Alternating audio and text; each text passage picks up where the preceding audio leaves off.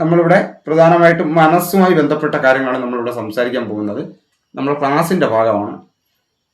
മനസ്സ്, അതായത് ബോധ മനസ്സും ഉപബോധ മനസ്സും എന്ന് പറഞ്ഞിട്ട് രണ്ട് ഭാഗങ്ങളായിട്ടാണ് മനുഷ്യന് പ്രധാനമായിട്ടും ഉള്ളത്. ഒന്ന് ബോധ മനസ്സും രണ്ടാമത് ഉപബോധ മനസ്സും. ഇവിടെ തൊട്ട് നമ്മളിപ്പോൾ ഒരു 3 ദിവസത്തെ ക്ലാസ് കഴിഞ്ഞു.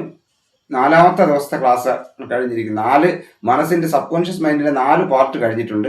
അപ്പോൾ അത് അതിൻ്റെ ഒരു ക്ലാസ് നടന്നിട്ടില്ല. പ്രധാനമായിട്ടും ചർച്ച ചെയ്യപ്പെടുമ്പോഴാണ് അതെന്താണ്, ഓരോ മനസ്സിനെ കുറിച്ച് നിങ്ങളുടെ ചർച്ചകൾ വരുമ്പോഴാണ് അതനുസരിച്ച് നമുക്ക് കൂടുതൽ നമ്മുടെ വാട്സപ്പ് ഗ്രൂപ്പിൽ ആ വിഷയത്തെക്കുറിച്ച് നല്ല ധാരണ ഉണ്ടാവുന്നത്. അപ്പോൾ ചർച്ച ഇതിനകത്ത് അധികം നടന്നിട്ടില്ല. അപ്പോൾ അതുകൊണ്ട് അതിവിടെ ക്ലാസ്സിൽ നമ്മളത് വിശദീകരിക്കാൻ ശ്രമിക്കുകയാണ്. ഇതിൽ നിന്ന് മനസ്സിലാകുന്നവർ, നിങ്ങൾക്ക് സംശയങ്ങളുള്ളത് അല്ലെങ്കിൽ നിങ്ങൾ പുതിയ ഭാഗങ്ങൾ കണ്ടെത്തിയിട്ട് എന്ത് ചെയ്യുക, നിങ്ങൾ ഗ്രൂപ്പിനകത്ത് തന്നെ ഓരോ കാര്യങ്ങൾ ഡൗട്ട് കൊണ്ട് ചോദിക്കണം. ഇത് വെറുതെ കേട്ടിരിക്കുന്ന ഒരു ക്ലാസ് ആകരുത്, വളരെ പ്രാധാന്യമുള്ളതാണ്. നിങ്ങൾ എന്തായാലും മറ്റുള്ളവർ ഇതിൽ ജോയിൻ ചെയ്തു, നിങ്ങൾ ജോയിൻ ചെയ്യുകയും നിങ്ങളുടെ സമയവും കൂടി ഇതിനകത്ത് ചിലവാക്കുകയാണ്. അപ്പോൾ അതനുസരിച്ചുള്ള റിസൾട്ട് നമുക്കുണ്ടാവണം. നമുക്ക് അത്രയും സമയം നമ്മൾ ചിലവാക്കുന്നില്ലേ. അപ്പോൾ നമ്മൾ പ്രധാനമായിട്ടും പറയുന്നത് മനസ്സിനെ ഇതുവരെയായിട്ടും സൈക്കോളജിക്കലി മനസ്സിനെ വേർതിരിച്ച് മനസ്സിലാക്കുന്നതിന് വേണ്ടി ഭാഗങ്ങളാക്കിയാണ് മനസ്സിനെ വേർതിരിക്കാൻ വേണ്ടി, പഠനത്തിന്റെ എളുപ്പത്തിന് വേണ്ടിയൊക്കെയാണ് ഈ മനസ്സിനെ വേർതിരിക്കുന്നത്. അതിന്റെ സ്വഭാവത്തിന്റെ അടിസ്ഥാനത്തിൽ അതിനെ വേർതിരിച്ച് കാണിക്കുന്നു എന്നുള്ളതാണ്. മനസ്സിന് പ്രത്യേകിച്ച് കാണാൻ പറ്റുന്ന രീതി ഒന്നും അല്ല എന്നറിയാം. കാണാൻ പറ്റുന്നതല്ല മനസ്സ്. പക്ഷെ അതിന്റെ സ്വഭാവത്തിന്റെ അടിസ്ഥാനത്തിൽ അതിനെ നമുക്ക് പ്രധാനമായിട്ടും 3ആയിട്ടാണ് തിരിക്കുന്നത്. ആ 3ആയിട്ട് തിരിക്കുന്ന നമുക്ക് മാറ്റി വെച്ചിട്ട് നമുക്ക് 2ആയിട്ട് തിരിക്കാം. മനസ്സെന്ന് പറയുന്നതിനെ 2ആയിട്ട് തിരിക്കാം. 2ആയിട്ട് തിരിക്കുന്നതിൽ ഒന്നെന്ന് പറയുന്നത് കോൺഷ്യസ് മൈൻഡ്. അതായത് എന്താണ് കോൺഷ്യസ് മൈൻഡ് എന്ന് പറഞ്ഞാൽ ബോധ മനസ്സ്. ഇപ്പോൾ നമ്മൾ ഈ ക്ലാസ്സിൽ ഇരിക്കുന്നത് നമ്മുടെ ബോധത്തിനകത്താണ്. ബോധ മനസ്സ്, മനസ്സിലല്ലേ? ആ ബോധ മനസ്സിൽ എന്ന് പറയുന്ന ഒരു ഭാഗമുണ്ട്. മനസ്സിൽ നമ്മുടെ ബോധ മനസ്സെന്ന് പറയുന്നത് കേവലം എത്രയുള്ളൂ? ഈ കാണുന്ന ഇത്രയും ഭാഗം മാത്രമേ ബോധ മനസ്സുള്ളൂ. മനസ്സിലല്ലേ? അതായത്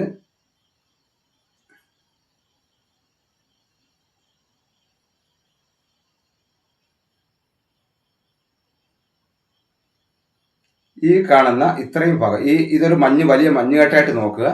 മഞ്ഞുകെട്ട നോക്കുന്നതിൽ ഒരു 5% മാത്രമേ ബോധ മനസ്സുള്ളൂ. ഞാൻ ഈ വരയ്ക്കുന്ന കാണാൻ കഴിയുന്നുണ്ടോ? എന്റെ സ്ക്രീൻ കാണാൻ കഴിയുന്നുണ്ടല്ലോ എല്ലാവർക്കും?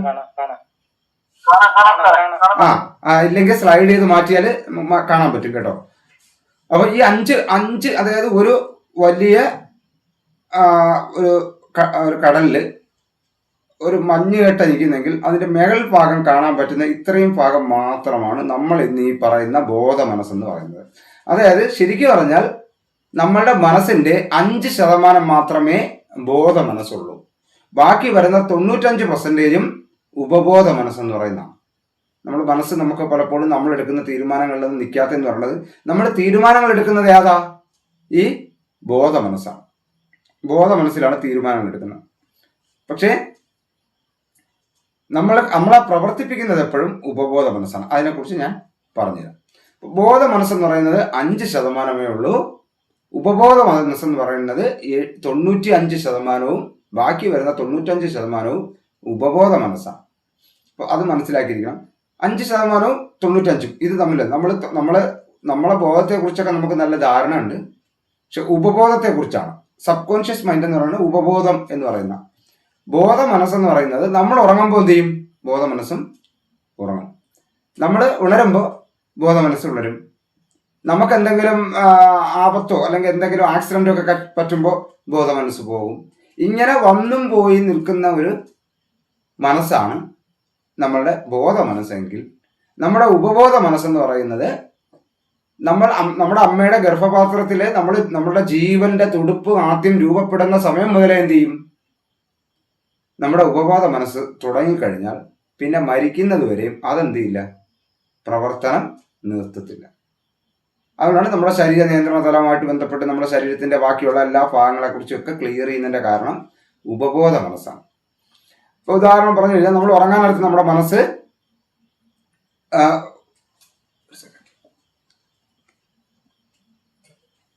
നമ്മൾ ഉറങ്ങാൻ സമയമാകുമ്പോഴത്തേക്ക് നമ്മുടെ ഉറക്കത്തിലേക്ക് പോകുമ്പോൾ നമ്മുടെ ബോധം എന്ത് ചെയ്യും? പതിയെ കട്ടാവും. പക്ഷെ നമ്മൾ വിചാരിക്കുകയാണ് നാളെ രാവിലെ ഒരു 5 മണിക്ക് എണീക്കണം എന്ന് നമ്മൾ തീവ്രമായി ആഗ്രഹിച്ചിട്ട് കിടന്നാൽ ആ 5 മണിക്ക് തൊട്ട് 1 സെക്കൻഡ് മുമ്പെങ്കിലും നമ്മുടെ ഉപബോധ മനസ്സ് നമ്മളെ ഉണർത്തിയിരിക്കും. മനസ്സിലായില്ലേ? അത് കൃത്യമായിട്ട് നമ്മുടെ ഉപബോധ മനസ്സിന് ഫീൽ ചെയ്യുന്ന രീതിയിൽ നമ്മൾ ചിന്തിച്ചിട്ടാണ് കിടക്കുന്നുണ്ടെങ്കിൽ തീർച്ചയായിട്ടും ആ സമയത്തിന് മുമ്പ് നമ്മളെ ഉണർത്തിയിരിക്കും. അത് നമുക്ക് ശ്രദ്ധിച്ചാൽ മനസ്സിലാവും. അപ്പോൾ ഉപബോധ മനസ്സെന്ന് പറയുന്നത് നമ്മളെ വളരെ ഒരുപാട് പ്രവർത്തനങ്ങൾ ചെയ്യിക്കുന്ന ആളാണ്. ചെറിയ കാര്യങ്ങളല്ല. നമ്മളുടെ മൊത്തത്തിലുള്ള ഒരിക്കലും മനുഷ്യന് നമ്മുടെ കേവല ചിന്തകൾ കൊണ്ട് മനസ്സിലാക്കാൻ പറ്റുന്നതിനേക്കാൾ അപാരമായിട്ടുള്ള കഴിവുള്ള ആളാണ് ഉപബോധ മനസ്സെന്ന് പറയുന്നത്. ഉപബോധ മനസ്സുമായി നമുക്ക് സ്നേഹിക്കാൻ കഴിഞ്ഞാൽ, ഉപബോധ മനസ്സുമായിട്ട് നമുക്ക് കൂട്ടുകൂടാൻ കഴിഞ്ഞാൽ, നമുക്ക് ഇന്ന് നമ്മുടെ ലൈഫിൽ അല്ലെങ്കിൽ നമ്മുടെ ലോകത്ത് തന്നെ നമുക്ക് ഒരുപാട് കാര്യങ്ങൾ അച്ചീവ് ചെയ്യാൻ പറ്റും. ഉപബോധ മനസ്സുമായിട്ട് നമ്മുടെ ബോധ മനസ്സ് കണക്റ്റഡ് ആയി കഴിഞ്ഞാൽ. അതാണ് അതിൻ്റെ പ്രത്യേകത. ഞാൻ രാവിലെ മോർണിംഗിൽ നമ്മൾ ശ്വസനവുമായി ബന്ധപ്പെട്ട പ്രവർത്തനങ്ങളൊക്കെ ചെയ്യുമ്പോൾ ഉപബോധ മനസ്സിനകത്തേക്കാണ്, അല്ലെങ്കിൽ ഉപബോധ മനസ്സും നമ്മളും തമ്മിലുള്ളൊരു കണക്ഷനാണ് അവിടെ ഉണ്ടാവുന്നത്. മനസ്സിലായെന്ന് വിചാരിക്കുന്നു. ഇപ്പോൾ മറ്റൊരു കാര്യം പറഞ്ഞുതരാം. അതായത് ഇപ്പോൾ നമ്മൾ വളരെ ഒരു വണ്ടിയിൽ ഒരു 2 വീലറിൽ യാത്ര എന്ന് വിചാരിക്കുക. നമ്മളൊരു 60 സ്പീഡിൽ പോകുന്നു അല്ലെങ്കിൽ 50 സ്പീഡിൽ പോകുന്നു. ഓപ്പോസിറ്റ് നിന്നൊരു ചെറിയ പ്രാണി നമ്മളടുത്തേക്ക് പറന്നു വരികയാണ്. അപ്പോൾ അത് ഇങ്ങോട്ട് വരുന്നു, നമ്മൾ അതിൻ്റെ അടുത്തേക്ക് പോകുന്നു. അത് അപ്പോൾ നമ്മളൊരു 60 സ്പീഡിൽ പൊയ്ക്കൊണ്ടിരിക്കുമ്പോഴും ആ പ്രാണി നമ്മുടെ കണ്ണിൽ വന്ന് അടിക്കുന്നതിന് തൊട്ട് മുമ്പായിട്ട് നമ്മുടെ കണ്ണിന്റെ കൃഷ്ണമണി ആ പ്രാണിയെ പെട്ടെന്ന് എന്ത് ചെയ്യും? ക്യാച്ച് ചെയ്തിരിക്കും, പിടിച്ചിരിക്കും. മനസ്സിലായി? ഫീൽ ചെയ്തിട്ടില്ലേ? പല പ്രാണികളും വരുമ്പോൾ നമ്മൾ പെട്ടെന്ന് കാരണം ഭയങ്കര ഫാസ്റ്റാണ്. സെക്കൻഡിന് തന്നെ എന്താണ് 100 ആയിട്ടെങ്കിലും നമുക്ക് ഡിവൈഡ് ചെയ്യേണ്ടി വരും. ഒരു സെക്കൻഡിന് തന്നെ 100 ആയിട്ടെങ്കിലും ഡിവൈഡ് ചെയ്യും. അത്ര ഫാസ്റ്റാണ് നമ്മുടെ കണ്ണിന്റെ കൃഷ്ണമണിയൊക്കെ. ഇവിടെയൊക്കെ ആരാ വർക്ക് ചെയ്യുന്നത്? നമ്മുടെ സബ് കോൺഷ്യസ് മൈൻഡാണ്. സബ് കോൺഷ്യസ് മൈൻഡ് ഇന്ന് നമ്മളിപ്പോൾ ഇവിടെ ഒരു കാര്യം ചിന്തിക്കുമ്പോൾ അതേ കാര്യങ്ങൾ ലോകത്തിന്റെ പല രാജ്യങ്ങളിലും പല സ്ഥലങ്ങളിലും ചിന്തിക്കപ്പെടുന്നുണ്ടാവാം. നമ്മളുടെ വീട്ടിൽ അല്ലെങ്കിൽ നമുക്ക് ഇഷ്ടമുള്ള ഒരു ആഗ്രഹം അല്ലെങ്കിൽ നമ്മളൊരു കൂട്ടുകാരൻ വരെയാണ്, ആ പുള്ളി എന്തെങ്കിലും ഒന്ന് മേടിച്ചിട്ട് വന്നെങ്കിൽ എന്ന് ആഗ്രഹിക്കുമ്പോൾ ചിലപ്പോൾ ആ പുള്ളിക്ക് അത് ഗസ് ചെയ്യാൻ കഴിയുകയും ആ പുള്ളി അത് വാങ്ങിക്കൊണ്ട് വരികയും ചെയ്യും. അതായത് ചിലപ്പോൾ നമ്മുടെ അമ്മയായിരിക്കാം, ചിലപ്പോൾ നമ്മുടെ അച്ഛനായിരിക്കാം, അല്ലെങ്കിൽ ഭാര്യ ഭർത്താവായിരിക്കാം, മക്കളായിരിക്കാം. ചിലപ്പോൾ നമ്മൾ ആഗ്രഹിക്കും അതൊന്ന് കിട്ടിയെങ്കിൽ കൊള്ളായിരുന്നു. അപ്പോൾ അത് നമ്മളുമായിട്ട് ബന്ധപ്പെട്ട ആളിലേക്ക് അത് ആ ചിന്തയെ കണക്ട് ചെയ്യിപ്പിക്കും. സബ് കോൺഷ്യസ് മൈൻഡ് എന്ന് പറയുന്നത് അസാധ്യമായിട്ടുള്ള ടെലിപ്പതി എന്ന് പറഞ്ഞ് കേട്ടിട്ടുണ്ടായിരിക്കും. അതായത് ഇന്ന് ഇവിടെ ഇരുന്ന് ഞാൻ ചിന്തിക്കുന്ന കാര്യങ്ങളെ മറ്റൊരു സ്ഥലത്ത് ചിന്തകളിലൂടെ മെസ്സേജ് അയക്കാൻ പറ്റും. അതാണ് ടെലിപ്പതി എന്ന് പറയുന്ന പ്രോസസ്സ്. ടെലിപ്പതിയിൽ നിന്നാണ് ടെലഫോൺ എന്ന് പറയുന്ന പ്രോസസ്സിലേക്ക് ശാസ്ത്രം വളരുന്നത്. ടെലിപ്പതി നിന്നാണ് ടെലഫോൺ എന്ന് പറയുന്ന ശാസ്ത്രശാഖയ്ക്ക് രൂപം കൊള്ളേണ്ട പിന്നിലും ഈ ടെലിപ്പതിയാണ് അവിടെ വർക്ക് ചെയ്തിരിക്കുന്നത്. കാരണം നമ്മൾ ചിന്തിക്കുന്ന കാര്യം അമേരിക്കയൊക്കെ വളരെ ആഴത്തിൽ തെളിയിച്ചിട്ടുള്ള കാര്യങ്ങളാണ് ടെലിപ്പതി. നമ്മൾ ചിന്തിക്കുന്ന സബ് കോൺഷ്യസ് മൈൻഡിലൂടെ ചിന്തിക്കപ്പെടുന്ന കാര്യങ്ങൾ മറ്റൊരു സ്ഥലത്തേക്ക് അയച്ചു കൊടുക്കാൻ പറ്റും, മെസ്സേജ് ആയിട്ട് അയച്ചു കൊടുക്കാൻ പറ്റും. അതിനാണ് ടെലിപ്പതി എന്ന് പറയുന്നത്. അതിനെയാണ് എന്തുകൊണ്ട് ശാസ്ത്രീയ രീതിയിലേക്ക് മാറ്റി ഒരു ഫോൺ എന്ന് പറയുന്നത്. നമ്മളിപ്പോൾ ആഗ്രഹിക്കുന്ന കാര്യങ്ങൾ മെഡിറ്റേഷനും ഒക്കെ ചെയ്ത് അല്ലെങ്കിൽ ടെലിപ്പതിയിലൂടെ അയക്കുന്ന കാര്യങ്ങൾ വളരെ ഈസി ആയിട്ട് നമുക്ക് ഫോൺ ചെയ്യാം. ഇപ്പോൾ ശാസ്ത്ര സാങ്കേതിക വളർച്ചയുടെ വലുപ്പമായിട്ട് നമ്മളിപ്പോൾ എന്ത് ചെയ്യുന്നുണ്ട്? നമ്മുടെ മുന്നിൽ നമുക്ക് അങ്ങോട്ടും ഇങ്ങോട്ടും പരസ്പരം ഞാൻ എൻ്റെ റൂമിൽ എൻ്റെ മുന്നിലിരിക്കുന്ന ഒരു പെട്ടിയുടെ മുന്നിൽ ഇരുന്ന് ഞാൻ സംസാരിക്കുമ്പോൾ ഇത് നിങ്ങളെല്ലാവരും അവിടെ ഇരുന്ന് കാണുന്നു. ഇത് സത്യത്തിൽ ഒരു കാലത്ത് ടെലിപ്പതി എന്ന് പറയുന്ന പ്രോസസ്സിലൂടെയാണ് ഈ സംഭവം നടന്നിരുന്നത്. ഇതിനെ എന്തുകൊണ്ട് ശാസ്ത്രീയപരമായി തെളിയിച്ചുകൂടാ, അല്ലെങ്കിൽ ശാസ്ത്രീയപരമായി മനുഷ്യന് ഉപയോഗപ്രദമായ രീതിയിലേക്ക് അതിനെ മാറ്റിയെടുത്തു എന്നുള്ളതാണ്. അപ്പോൾ ഇതിനകത്തെല്ലാം നടന്നിരിക്കുന്ന വർക്ക് എന്ന് പറയുന്നത് സബ് കോൺഷ്യസ് മൈൻഡിന്റെ പ്രവർത്തനങ്ങളാണ് നടക്കുന്നത്. ഞാനിത് ബോധ മനസ്സും ഉപബോധ മനസ്സിനെ കുറിച്ച് ഒരു ധാരണ വരാൻ വേണ്ടിയാണ് ഞാൻ ഇത്രയും പറഞ്ഞത്. ഓക്കെ, മനസ്സിലായല്ലോ? മനസ്സിലാവുന്നുണ്ടോ?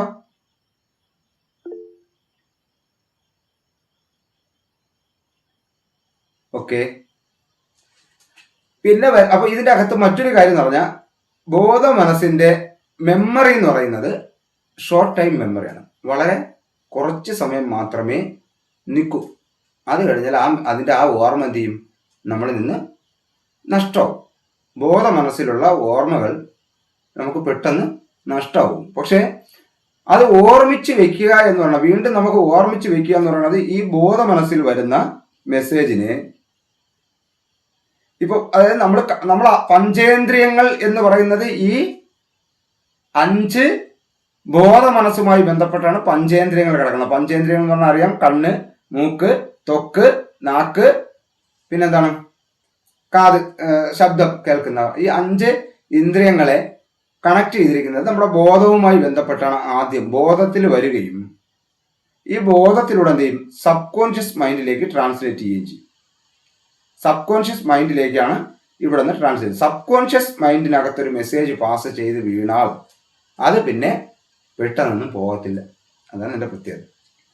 ബോധ മനസ്സിൽ നിന്ന് നമുക്ക് ഉപയോഗപ്രദമായിട്ടുള്ളത്, ഉപയോഗപ്രദമല്ലാത്തതായാലും ശരി, നമ്മുടെ സബ് കോൺഷ്യസ് മൈൻഡിലേക്ക് നമുക്കൊരു ആശയം കടത്തി വിടാൻ പറ്റിയാൽ, സബ് കോൺഷ്യസ് മൈൻഡിലേക്ക് നമുക്കൊരു ആശയം കടത്തി വിടാൻ പറ്റി കഴിഞ്ഞാൽ, ഞാനിത് സ്ക്രീൻ ഷെയർ നടന്നിട്ടില്ല, ഇതിന് വേറൊരാൾക്ക് റെക്കോർഡ് കൊടുക്കാൻ തന്നെ വോയിസ് മാത്രമേ കിട്ടുള്ളൂ. ഇത് സ്ക്രീൻ ഷെയർ ചെയ്യാൻ പറ്റുന്നില്ല. പറ്റിയാൽ ഇതിപ്പോൾ ഇവിടെ കട്ടാവും. അതാണ് ഓക്കെ.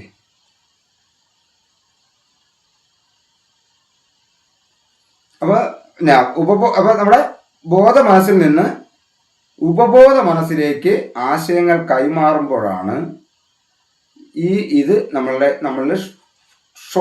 അതായത് ലോങ് ടൈം മെമ്മറിയാണ്. ഇതിൻ്റെ ഓർമ്മയെന്ന് പറയുന്നത് നമ്മളുടെ പൂർവികരായിട്ടുള്ള പഴയ കാലഘട്ടത്തിലുള്ള നമ്മൾ ജനിക്കുന്നതിന് മുമ്പേ വർഷങ്ങളായിട്ടിവിടെ തലമുറകളായിട്ടിവിടെ ജീവിച്ചിരുന്ന പൂർവികരുടെ DNA കഴിവുകളുടെ ഓർമ്മകൾ വരെ നമ്മുടെ സബ് കോൺഷ്യസ് മൈൻഡിനകത്ത് സേവ് ചെയ്ത് വെക്കുന്നുണ്ട്. അവരുടെ ഓർമ്മ, ആ ഗുണം, അവരുടെ അസുഖങ്ങൾ എന്തെങ്കിലും, പൂർവികരുടെ അസുഖങ്ങൾ എന്തെങ്കിലും ഉണ്ടെങ്കിൽ, നമ്മൾ ഹോസ്പിറ്റലിൽ ചെന്ന് നമുക്ക് എന്തെങ്കിലും അസുഖങ്ങൾ ഉണ്ടെങ്കിൽ ചോദിക്കില്ലേ, അത് നിങ്ങളുടെ തലമുറകൾക്കുണ്ടോ, നമ്മുടെ പൂർവികർക്ക്, നിങ്ങളുടെ കഴിഞ്ഞ അച്ഛനോ അപ്പൂപ്പനോ അല്ലെങ്കിൽ അമ്മുമ്മയ്ക്കോ ഒക്കെ ഉണ്ടോ എന്നൊക്കെ തിരക്കുന്നതിൻ്റെ കാരണം എന്ന് പറഞ്ഞാൽ അവിടെ നിന്ന് അതെല്ലാം കൂടി ആ DNA വഴി ഡേറ്റാസ് വയ്ക്കുന്നത് പോലെ തന്നെ അവരുടെ സ്വഭാവ ഗുണങ്ങൾ, അവരുടെ ഓർമ്മകൾ, പല കാര്യങ്ങളുടെയും സിംറ്റംസുകൾ നമ്മുടെ ബ്രെയിനിൽ അല്ലെങ്കിൽ നമ്മുടെ ഈ സബ് കോൺഷ്യസ് മൈൻഡിനകത്ത് കിടക്കും. അത് നമ്മൾ അറിയാതെ തന്നെ നമ്മൾ പലതവണയും നമ്മുടെ പൂർവിക ഗുണം, പൂർവിക ശൈലി ഒക്കെ നമ്മൾ അത് ചെയ്തിരിക്കും. അതൊക്കെ സബ് കോൺഷ്യസ് മൈൻഡുമായിട്ട് കണക്റ്റഡ് ആയി കിടക്കുന്ന കാര്യം. ഇനി സബ് കോൺഷ്യസ് മൈൻഡിന് ഇപ്പോൾ ഞാൻ പറഞ്ഞ് വളരെ ഷോർട്ട് ടൈം മെമ്മറിയാണ് നമ്മുടെ ബോധം എന്ന് പറയുന്നത്. ബോധം എന്ന് പറയുന്ന ആൾ എപ്പോഴും നമ്മളെ കൂടെ നിൽക്കുന്ന ആളല്ല. നമ്മുടെ ബോധം പെട്ടെന്ന് മറന്നുപോകും. നമ്മൾ ഇന്നലെ കേട്ട കാര്യം, ഇന്നലെ കണ്ട കാര്യം, ഇതെല്ലാം അല്ലെങ്കിൽ കഴിഞ്ഞ കാര്യങ്ങളൊക്കെ നമ്മൾ മറന്നുപോകും. പക്ഷെ ഓർമ്മിക്കണമെങ്കിൽ അതിനെന്തെങ്കിലും ഒരു അനുഭവങ്ങളോ എന്തെങ്കിലും കണക്റ്റഡ് ആയിട്ടുള്ള എന്തെങ്കിലും നമ്മൾ നേരത്തെ നമ്മളുടെ ബ്രെയിനിൽ കിടക്കുന്ന എന്തെങ്കിലും ഡേറ്റാസുകളുമായി കണക്ട് ചെയ്തായിരിക്കും അത് സൂക്ഷിക്കപ്പെടണം. അങ്ങനെ സൂക്ഷിച്ചു കഴിഞ്ഞാൽ നമ്മുടെ സബ് കോൺഷ്യസ് മൈൻഡിനകത്താണ് വരുന്നത്. അത് ഉദാഹരണം പറഞ്ഞു കഴിഞ്ഞാൽ, ഇപ്പം നമുക്ക് ഇപ്പോൾ ഒരാളിനെ കാണുന്നു, അല്ലെങ്കിൽ ഒരു സംഭവം കാണുന്നു, ഒരു വിഷയം കാണുമ്പോൾ ആ വിഷയവുമായി ബന്ധപ്പെട്ട മറ്റെന്തെങ്കിലും ഒരു കണക്ഷൻ നമ്മുടെ സബ് കോൺഷ്യസ് മൈൻഡിൻ്റെ അകത്ത് കാണും. അതുമായി ബന്ധപ്പെട്ടായിരിക്കും ആ കാര്യത്തെ നമ്മൾ നമ്മുടെ കോൺഷ്യസ് മൈൻഡിലേക്ക് ട്രാൻസ്ലേറ്റ് ചെയ്ത് വയ്ക്കുന്നത്. അത് ബോധ മനസ്സിലല്ല, സത്യത്തിൽ ഉപബോധ മനസ്സിൽ കഴിഞ്ഞു പോയ കാലത്തിൻ്റെ ഡേറ്റാസുകളിലേക്ക് കണക്ട് ചെയ്ത് വെച്ചാണ് നമ്മളിൽ ആ ഓർമ്മ നിലനിൽക്കുന്നത്. അങ്ങനെ ഒന്നും കണക്ട് ചെയ്യാനില്ലെങ്കിൽ, ഒരു കാര്യമായിട്ട് ഒരു സംഭവം കാണുമ്പോൾ അതിന് പഴയ കാലവുമായി ബന്ധപ്പെട്ട നമ്മുടെ സബ് കോൺഷ്യസ് മൈൻഡിൽ കിടക്കുന്ന രേഖകളുമായി ബന്ധപ്പെട്ട് ഒരു കണക്ഷനും ഇല്ല എന്നുണ്ടെങ്കിൽ നമ്മൾ എന്ത് ചെയ്യും, അത് മറന്നുപോകും. ആ കാര്യം അപ്പോഴും തന്നെ അത് കുറച്ച് കഴിയുമ്പോൾ നമ്മൾ മറന്നുപോകും. അതാണ് അതിൻ്റെ പ്രത്യേകത. അപ്പോൾ നമ്മളെപ്പോഴും സബ് കോൺഷ്യസ് മൈൻഡുമായിട്ടുള്ള കണക്റ്റഡ് ആയിട്ടാണ് നമ്മൾ നിൽക്കുന്നത്. ഇപ്പോൾ നമ്മൾ പല സ്ഥലങ്ങളിലും പേരുകൾ ഓർമ്മിക്കുന്നു. ഇപ്പോൾ ഉദാഹരണം, ഇതിനകത്ത് ഇപ്പോൾ ആരാ പറയാം, ഇപ്പോൾ ഉദാഹരണം ബാബു സാർ ഉണ്ടല്ലോ ഇതിനകത്ത്.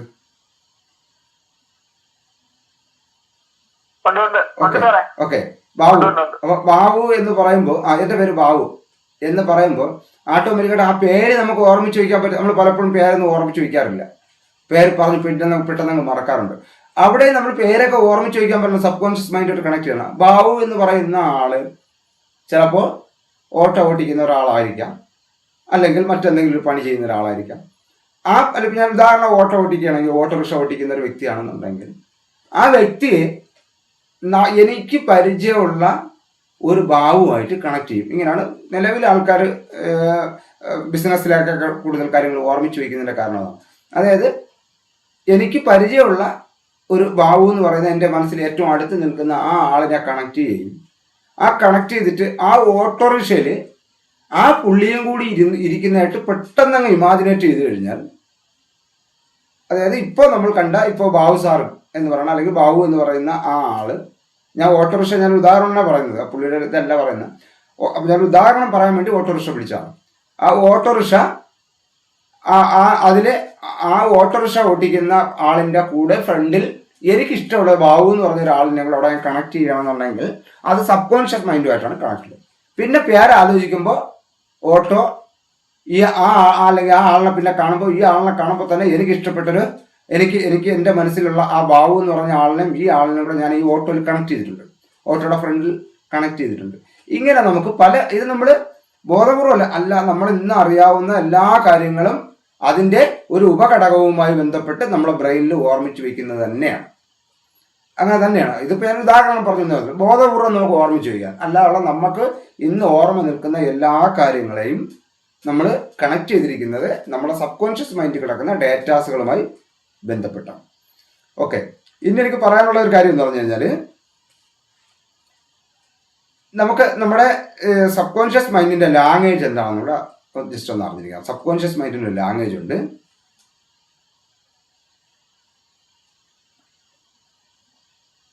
സബ് കോൺഷ്യസ് മൈൻഡിൻ്റെ ലാംഗ്വേജ് ഉണ്ട്.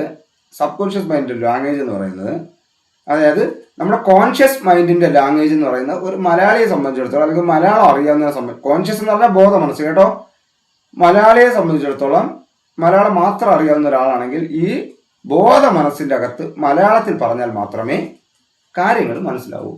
ഇംഗ്ലീഷിൽ പറഞ്ഞാൽ മനസ്സിലാവില്ല, ഹിന്ദിയിൽ പറഞ്ഞാൽ മനസ്സിലാവില്ല, മറ്റൊരു ലാംഗ്വേജിലും പറഞ്ഞാൽ മനസ്സിലാവില്ല. ഇനി മറ്റു ലാംഗ്വേജിൽ അറിയാവുന്ന ആളാണെങ്കിൽ ആ ആളെ എന്ത് ചെയ്യാം, അത് ആ ലാംഗ്വേജിൽ പറഞ്ഞാൽ മനസ്സിലാവും. ബോധ മനസ്സിനെ സംബന്ധിച്ചിടത്തോളം അവൻ ഇന്നലെ വരെ അവൻ്റെ സമൂഹത്തിൽ നിന്ന് പഠിച്ചെടുത്ത ഒരു ഭാഷയാണ് ഉപയോഗിക്കുന്നതെങ്കിൽ സബ് കോൺഷ്യസ് മൈൻഡ് അങ്ങനെയല്ല. ആ ലോകത്തെ എല്ലാ സ്ഥലത്തും ഒരൊറ്റ ഭാഷയാണ് സബ് കോൺഷ്യസ് മൈൻഡിനുണ്ടാവുക. ലോകത്തെല്ലാ സ്ഥലത്തും ഒരൊറ്റ ലാംഗ്വേജ് ആയിരിക്കും. അതെന്താണെന്ന് ചോദിച്ചാൽ ഇമാജിനേഷൻ ആൻഡ് ഫീലിങ്സ്. ചിത്രരൂപേണയും വികാരങ്ങളുടെ സഹായത്തോടും കൂടിയാണ് നമ്മൾ സബ് കോൺഷ്യസ് മൈൻഡിനകത്ത് രേഖകൾ എന്താണ് സേവ് ചെയ്ത് വെക്കുന്നത്. അതായത് വികാരങ്ങളുടെ സഹായവും അതുപോലെ തന്നെ എന്താണ് ചിത്രങ്ങളുടെ സഹായത്തോടു കൂടിയാണ്. ഒരു ഇംഗ്ലീഷുകാരൻ ഡോഗ് എന്ന് പറഞ്ഞാലും ഒരു മലയാളി പട്ടി എന്ന് പറഞ്ഞാലും ആ ഒരു ജീവിയുടെ ചിത്രമാണ് ഇവിടെ സബ് കോൺഷ്യസ് മൈൻഡിനകത്ത് റീഡ് ചെയ്യപ്പെടുന്നത്. സബ് കോൺഷ്യസ് മൈൻഡിനകത്ത് റീഡ് ചെയ്യപ്പെടുന്നതെന്ന് പറയുന്നത് നമ്മളുടെ അവിടെ ആ ചിത്രവും അല്ലാതെ അവിടെ ലാംഗ്വേജേ അല്ല. അതാണ് അതിൻ്റെ പ്രത്യേകത. സബ് കോൺഷ്യസ് മൈൻഡിൻ്റെ മറ്റൊരു പ്രത്യേകത എന്ന് പറഞ്ഞാൽ ഇല്ല, പറ്റത്തില്ല, അല്ലെങ്കിൽ അതായത് സമയം, കാലം, ഇങ്ങനെയുള്ള കുറേ കാര്യങ്ങളിലൊക്കെ പരിമിതിയുണ്ട്. അപാരമായ ശക്തിയുള്ള ആളാണ് സബ് കോൺഷ്യസ് മൈൻഡ്, ഉപബോധ മനസ്സ്.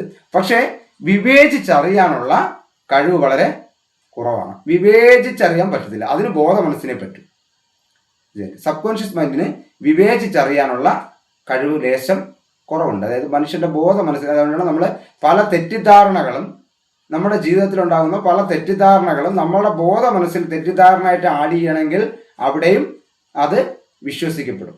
അതുകൊണ്ട് നമ്മൾ വിചാരിച്ചിരിക്കുന്ന പല മിഥ്യാധാരണകളും പല പല പോരായ്മകളും നമ്മൾ ശരിയാണെന്ന് വിചാരിക്കുന്നതിൻ്റെ പിന്നിലും നമ്മുടെ ബോധ മനസ്സിൽ എങ്ങനെയാണോ കൊടുത്തത്, നമ്മുടെ ചുറ്റിലുള്ളവർ എങ്ങനെയാണോ പറയുന്നത്, അതിൻ്റെ അടിസ്ഥാനത്തിലായിരിക്കും നമ്മുടെ ഉപബോധ മനസ്സ് എന്ത് ചെയ്യുക, അത് റീഡ് ചെയ്ത് ആ ചിത്രം ആക്കി വെക്കുന്നത് എന്ന് മനസ്സിലാവുന്നു.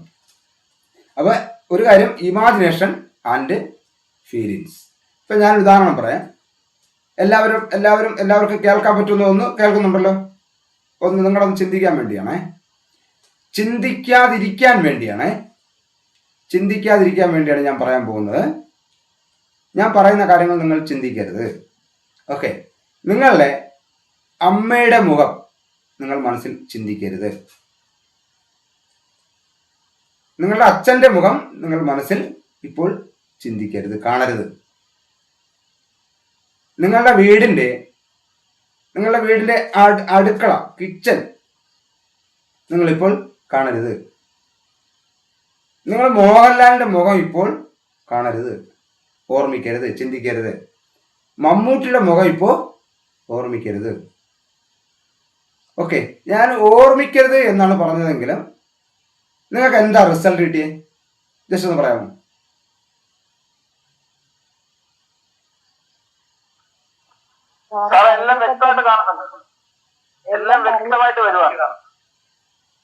ഓക്കെ ഓക്കെ, എല്ലാവർക്കും ഇത് തന്നെയല്ലേ ഫീൽ ചെയ്തത്?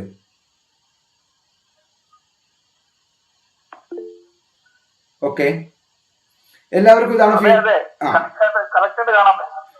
ഓക്കെ, ഇതാണ് സബ് കോൺഷ്യസ് മൈൻഡിന്റെ പ്രത്യേകത. നമ്മൾ പറയുന്ന, അതായത് സബ് കോൺഷ്യസ് മൈൻഡിന്റെ അകത്ത് കിടക്കുന്ന കാര്യമാണത്. അതുകൊണ്ട് നമ്മൾ ഓർമ്മിക്കരുത് എന്ന് പറയുന്ന കാര്യമില്ല. നമ്മൾ എന്താണോ ചിന്തിക്കുന്നത് അത് നമ്മളിലേക്ക് ആകർഷിക്കപ്പെടും. നമ്മൾ എന്താണോ ചിന്തിക്കുന്നത് അത് നമ്മളിലേക്ക് ആകർഷിക്കപ്പെടും. അത് വളരെ പോയിന്റ് ആയിട്ടുള്ള കാര്യമാണ്, വളരെ പോയിന്റ് ആയിട്ടുള്ള കാര്യമാണ്. അപ്പൊ പലപ്പോഴും നമുക്ക് ആവശ്യമില്ലാത്ത കാര്യത്തെക്കുറിച്ച് പോലും നമ്മളെ ചിന്തിക്കപ്പെടുന്നുണ്ട്. ഉദാഹരണം, ഭയത്തെക്കുറിച്ച് പല പേടികളും നമ്മളുണ്ടാകുന്നു, അല്ലെങ്കിൽ പല ഉത്കണ്ഠകളും നമ്മുടെ ജീവിതത്തിൽ ഉണ്ടാകുന്നതിനൊക്കെ പിന്നിൽ. അല്ലെങ്കിൽ ഇപ്പോൾ മറ്റൊരു നമ്മൾ നമ്മളിതിൻ്റെ അകത്ത് മനഃശക്തി, പ്രാർത്ഥനയുമായി ബന്ധപ്പെട്ട ഒരു ഏരിയ നമ്മളിതിനകത്ത് ചാപ്റ്റർ നമ്മൾ കവർ ചെയ്ത് പോകുന്നുണ്ട്. അപ്പോൾ ഇവിടെ നമ്മൾ പലപ്പോഴും നമുക്ക് സംഭവിക്കുന്നതെന്ന് പറയുന്നതാണ്, നമ്മളിപ്പോൾ ഒരു രണ്ട് കാര്യങ്ങൾ പറഞ്ഞുതരാം.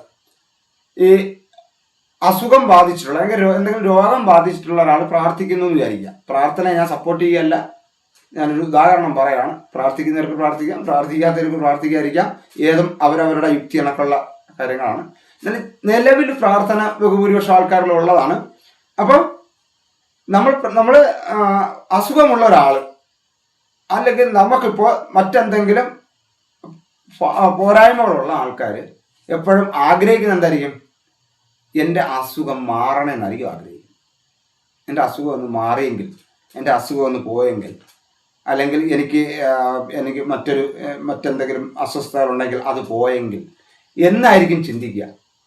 ഇനി പ്രാർത്ഥിക്കുന്ന ഒരാൾ അസുഖം ഇല്ലാത്ത ഒരാളാണെങ്കിൽ പ്രാർത്ഥിക്കുന്ന എന്തായിരിക്കും?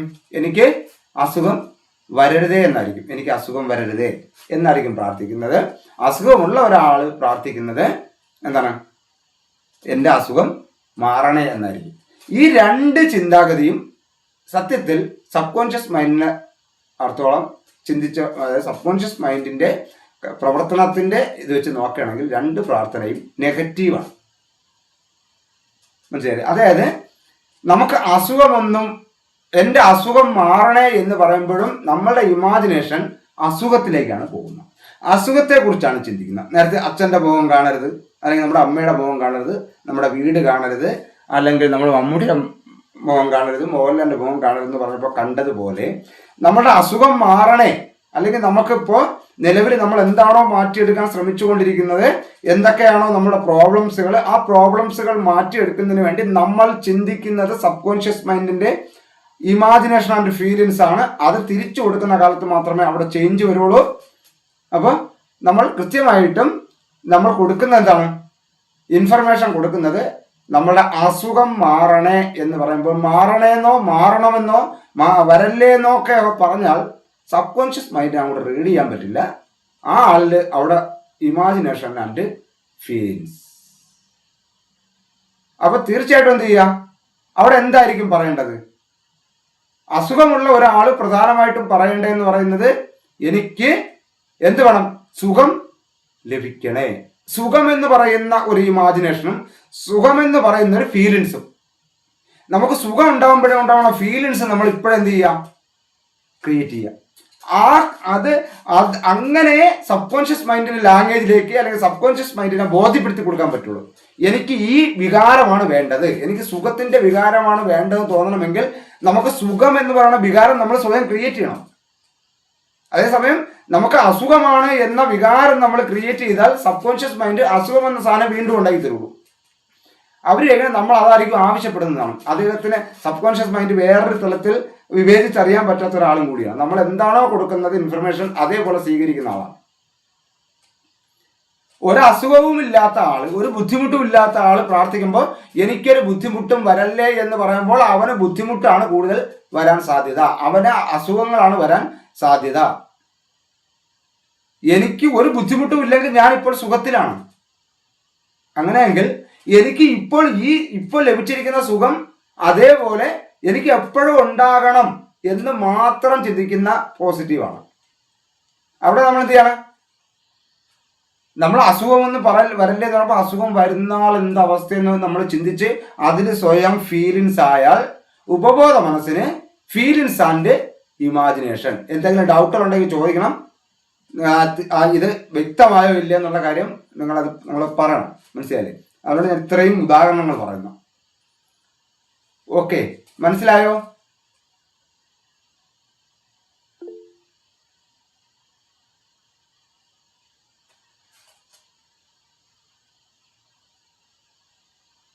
ഇന്ന് വരെ നമുക്ക് നേടിയെടുത്തി പറയൂ ടീച്ചർ പറയൂ.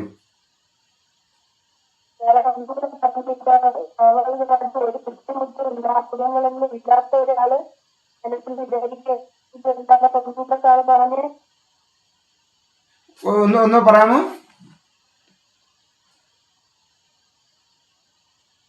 എന്റെ ശബ്ദം, ഇതിന്റെ മൈക്കിന്റെ ശബ്ദം ചെറിയ വിഷയം.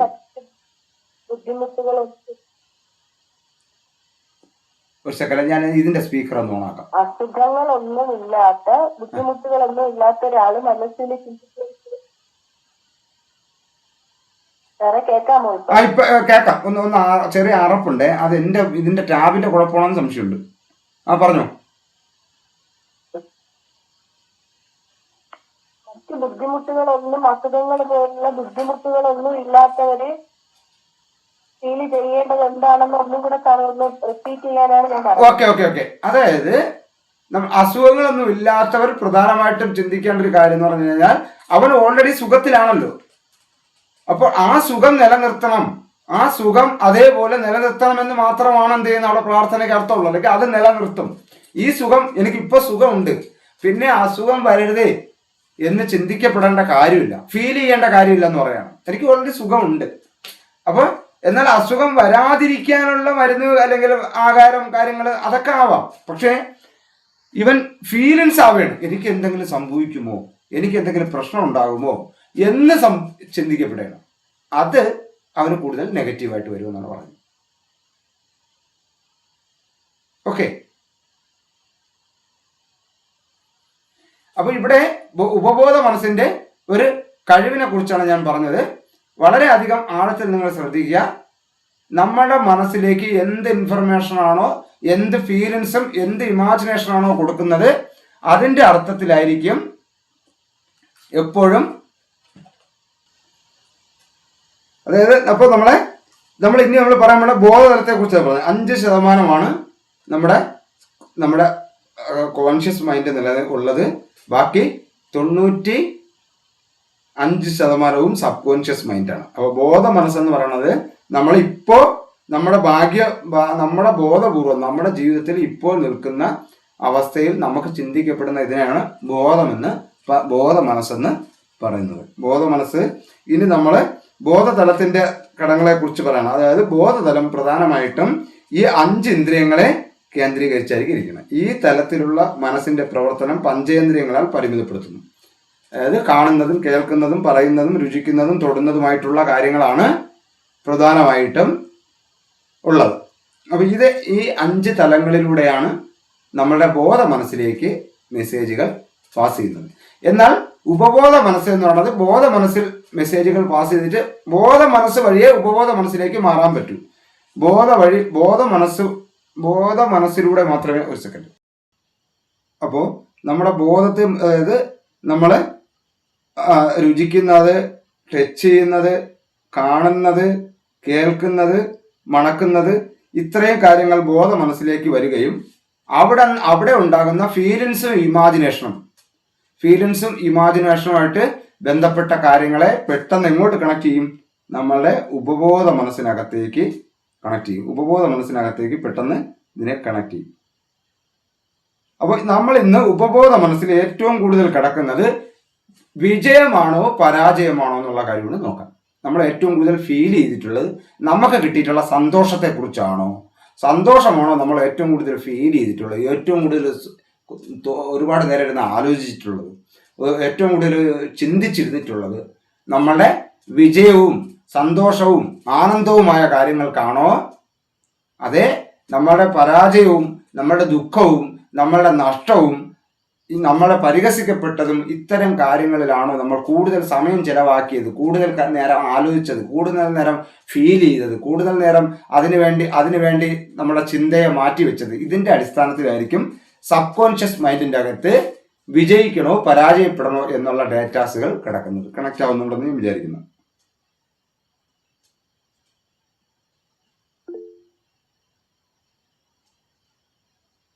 ഓക്കെ,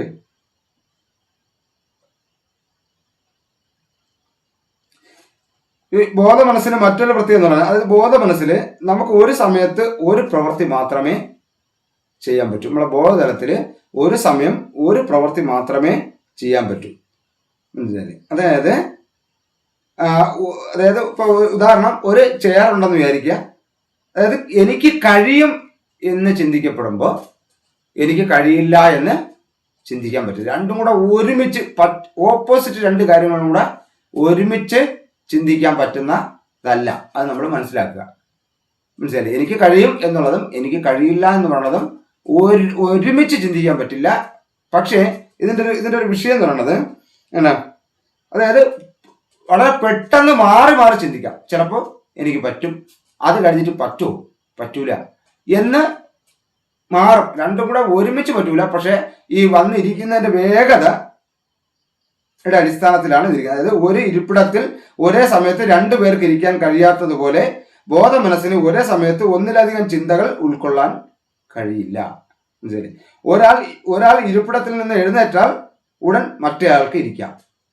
വേണമെങ്കിൽ നല്ല വേഗതയിൽ ഇരുവർക്കും ഒരു ഇരിപ്പിടത്തിൽ മാറി മാറി ഇരിക്കാം. വേഗത മൂലം കണ്ടു നിൽക്കുന്നവർക്ക് രണ്ടുപേരും ഒരേ ഇരിപ്പിടത്തിൽ ഇരിക്കുന്നതായി തോന്നാം. അതേപോലെയാണ് ബോധ മനസ്സിലുള്ള ചിന്തകൾ. ശരിക്കും പറഞ്ഞാൽ നമ്മൾ പല തീരുമാനങ്ങൾ എടുക്കുകയും പിന്നീട് ആ തീരുമാനത്തിൽ നിന്ന് പിന്മാറുകയും ചെയ്യുന്നതാണ് ഈ രണ്ട് വ്യക്തികൾ. ഇപ്പൊ ബോധ മനസ്സിരിക്കുന്ന സമയത്ത് എനിക്ക് കഴിയും അല്ലെങ്കിൽ എനിക്ക് തീരുമാനം എടുക്കാം എന്ന് ചിന്തിക്കുന്നതിന് വേണ്ടി എൻ്റെ ബോധ മനസ്സ് അങ്ങനെ ഒരു തീരുമാനത്തിൽ നിൽക്കുമ്പോൾ പറ്റില്ല എന്ന ചിന്ത അവിടെ വരില്ല. പക്ഷെ കുറച്ച് കഴിയുമ്പോൾ പറ്റില്ല എന്ന് പറഞ്ഞ ചിന്ത വരും. അപ്പൊ ആ ദേഹം ഇരിക്കും. ഇങ്ങനെ മാറി മാറി മാറി മാറി മാറി പെട്ടെന്ന് ഇരിക്കപ്പെടുമ്പോഴാണ് നമുക്കൊരു തീരുമാനം എടുക്കാൻ പറ്റാത്ത കാരണം. അതിന്റെ കാരണം നമുക്കെടുക്കുന്ന ഇപ്പോൾ എന്നെ കൊണ്ട് പറ്റും എന്ന് പറയുന്നതിൽ കൂടുതൽ കോൺസെൻട്രേറ്റ് ചെയ്യാൻ, കൂടുതൽ സമയം ചെലവാക്കാൻ നമുക്ക് പറ്റിയാൽ, കൂടുതൽ ചിന്തിക്കാൻ നമുക്ക് പറ്റിയാൽ അത് സക്സസ് ആകും. എന്നാൽ പലപ്പോഴും നമ്മൾ ചെയ്യുന്നത് എങ്ങനെയാണ്? നമുക്ക് പറ്റില്ല എന്ന് പറയുന്ന കാര്യത്തിലായിരിക്കും കൂടുതൽ സമയം ചെലവാക്കുന്നത്. പറ്റില്ല എന്ന് പറയുന്ന ആളിനായിരിക്കും നമ്മുടെ മനസ്സിന്റെ കസേരയിൽ ഇരുത്താൻ നമ്മൾ കൂടുതൽ സമയം ചെലവാക്കുന്നത്. പറ്റുമെന്ന് പറയുന്ന ആളിനെ കൂടുതൽ ഇരിക്കാൻ വേണ്ടി സമയം ചെലവാക്കാറില്ല. മനസ്സിലായി? അതിന്റെ പ്രധാനപ്പെട്ട മറ്റൊരു കാര്യം എന്ന് പറയുന്നത്, നമ്മുടെ റീൽസ് ഇപ്പോൾ നമ്മൾ മൊബൈലിലൂടെയൊക്കെ കേൾക്കുന്നുണ്ടോ എല്ലാവരും? ഓക്കെ, നമ്മൾ ഈ മൊബൈലിലൂടെയൊക്കെ കാണുന്ന റീൽസുകൾ അതായത് വളരെ ഒരു മിനിറ്റിൽ കൂടുതലൊന്നും ഒരു റീലും ഇല്ല. അപ്പൊ ഇങ്ങനെ ചറപറ വിഷയങ്ങൾ മാറുകയാണ്. ഒരു പോസിറ്റീവായിട്ടുള്ള കാര്യം, ഒരു നെഗറ്റീവായിട്ടുള്ള കാര്യം, ഒരു കൊലപാതകം, ഒരു ബലാത്സംഗം, ഒരു മോഷണം, ഇങ്ങനെ നിരവധി പരസ്പരം ബന്ധമില്ലാത്ത കാര്യങ്ങൾ ഇങ്ങനെ റീല് കണ്ട് പോകുന്നവർക്ക് എന്ത് പറ്റും? ശരിക്കും പറഞ്ഞാൽ അവരുടേതായ ഒരു തീരുമാനത്തിന് വേണ്ടി ഒരുപാട് സമയം ചെലവാക്കാനുള്ള കോൺസെൻട്രേഷൻ ഇല്ലാതെ വരും, ചെലവാക്കാനുള്ള ടൈം അല്ലെങ്കിൽ ക്ഷമ ഇല്ലാതെ വരും. ഇതാണ് എൻ്റെ പ്രോബ്ലം. ഇത് പല കാര്യത്തിലും നമ്മുടെ ജീവിതത്തിൽ സംഭവിക്കുന്നുണ്ട്. പക്ഷെ നമ്മൾ എടുക്കുന്ന തീരുമാനത്തിൽ നമ്മളെ കൊണ്ട് കഴിയും എന്ന് പറയുന്ന തീരുമാനത്തിനെ അവിടെ തന്നെ ഇരുത്തി അതിന് കൂടുതൽ കോൺസെൻട്രേറ്റ് കൊടുക്കുകയും കഴിയില്ല എന്ന് പറയുന്ന ആളിനെ മാക്സിമം അവിടെ ഇരുത്താതിരിക്കാൻ വേണ്ടി ഈ കഴിയുമെന്ന് പറയുന്ന ആളിന് കൂടുതൽ ഊർജവും കൊടുക്കാൻ പറ്റുകയാണെങ്കിൽ ബോധ മനസ്സിൽ നല്ലൊരു ഐഡിയാസ് നമുക്ക് കിട്ടുമെന്നുള്ളതാണ്. ഓക്കെ,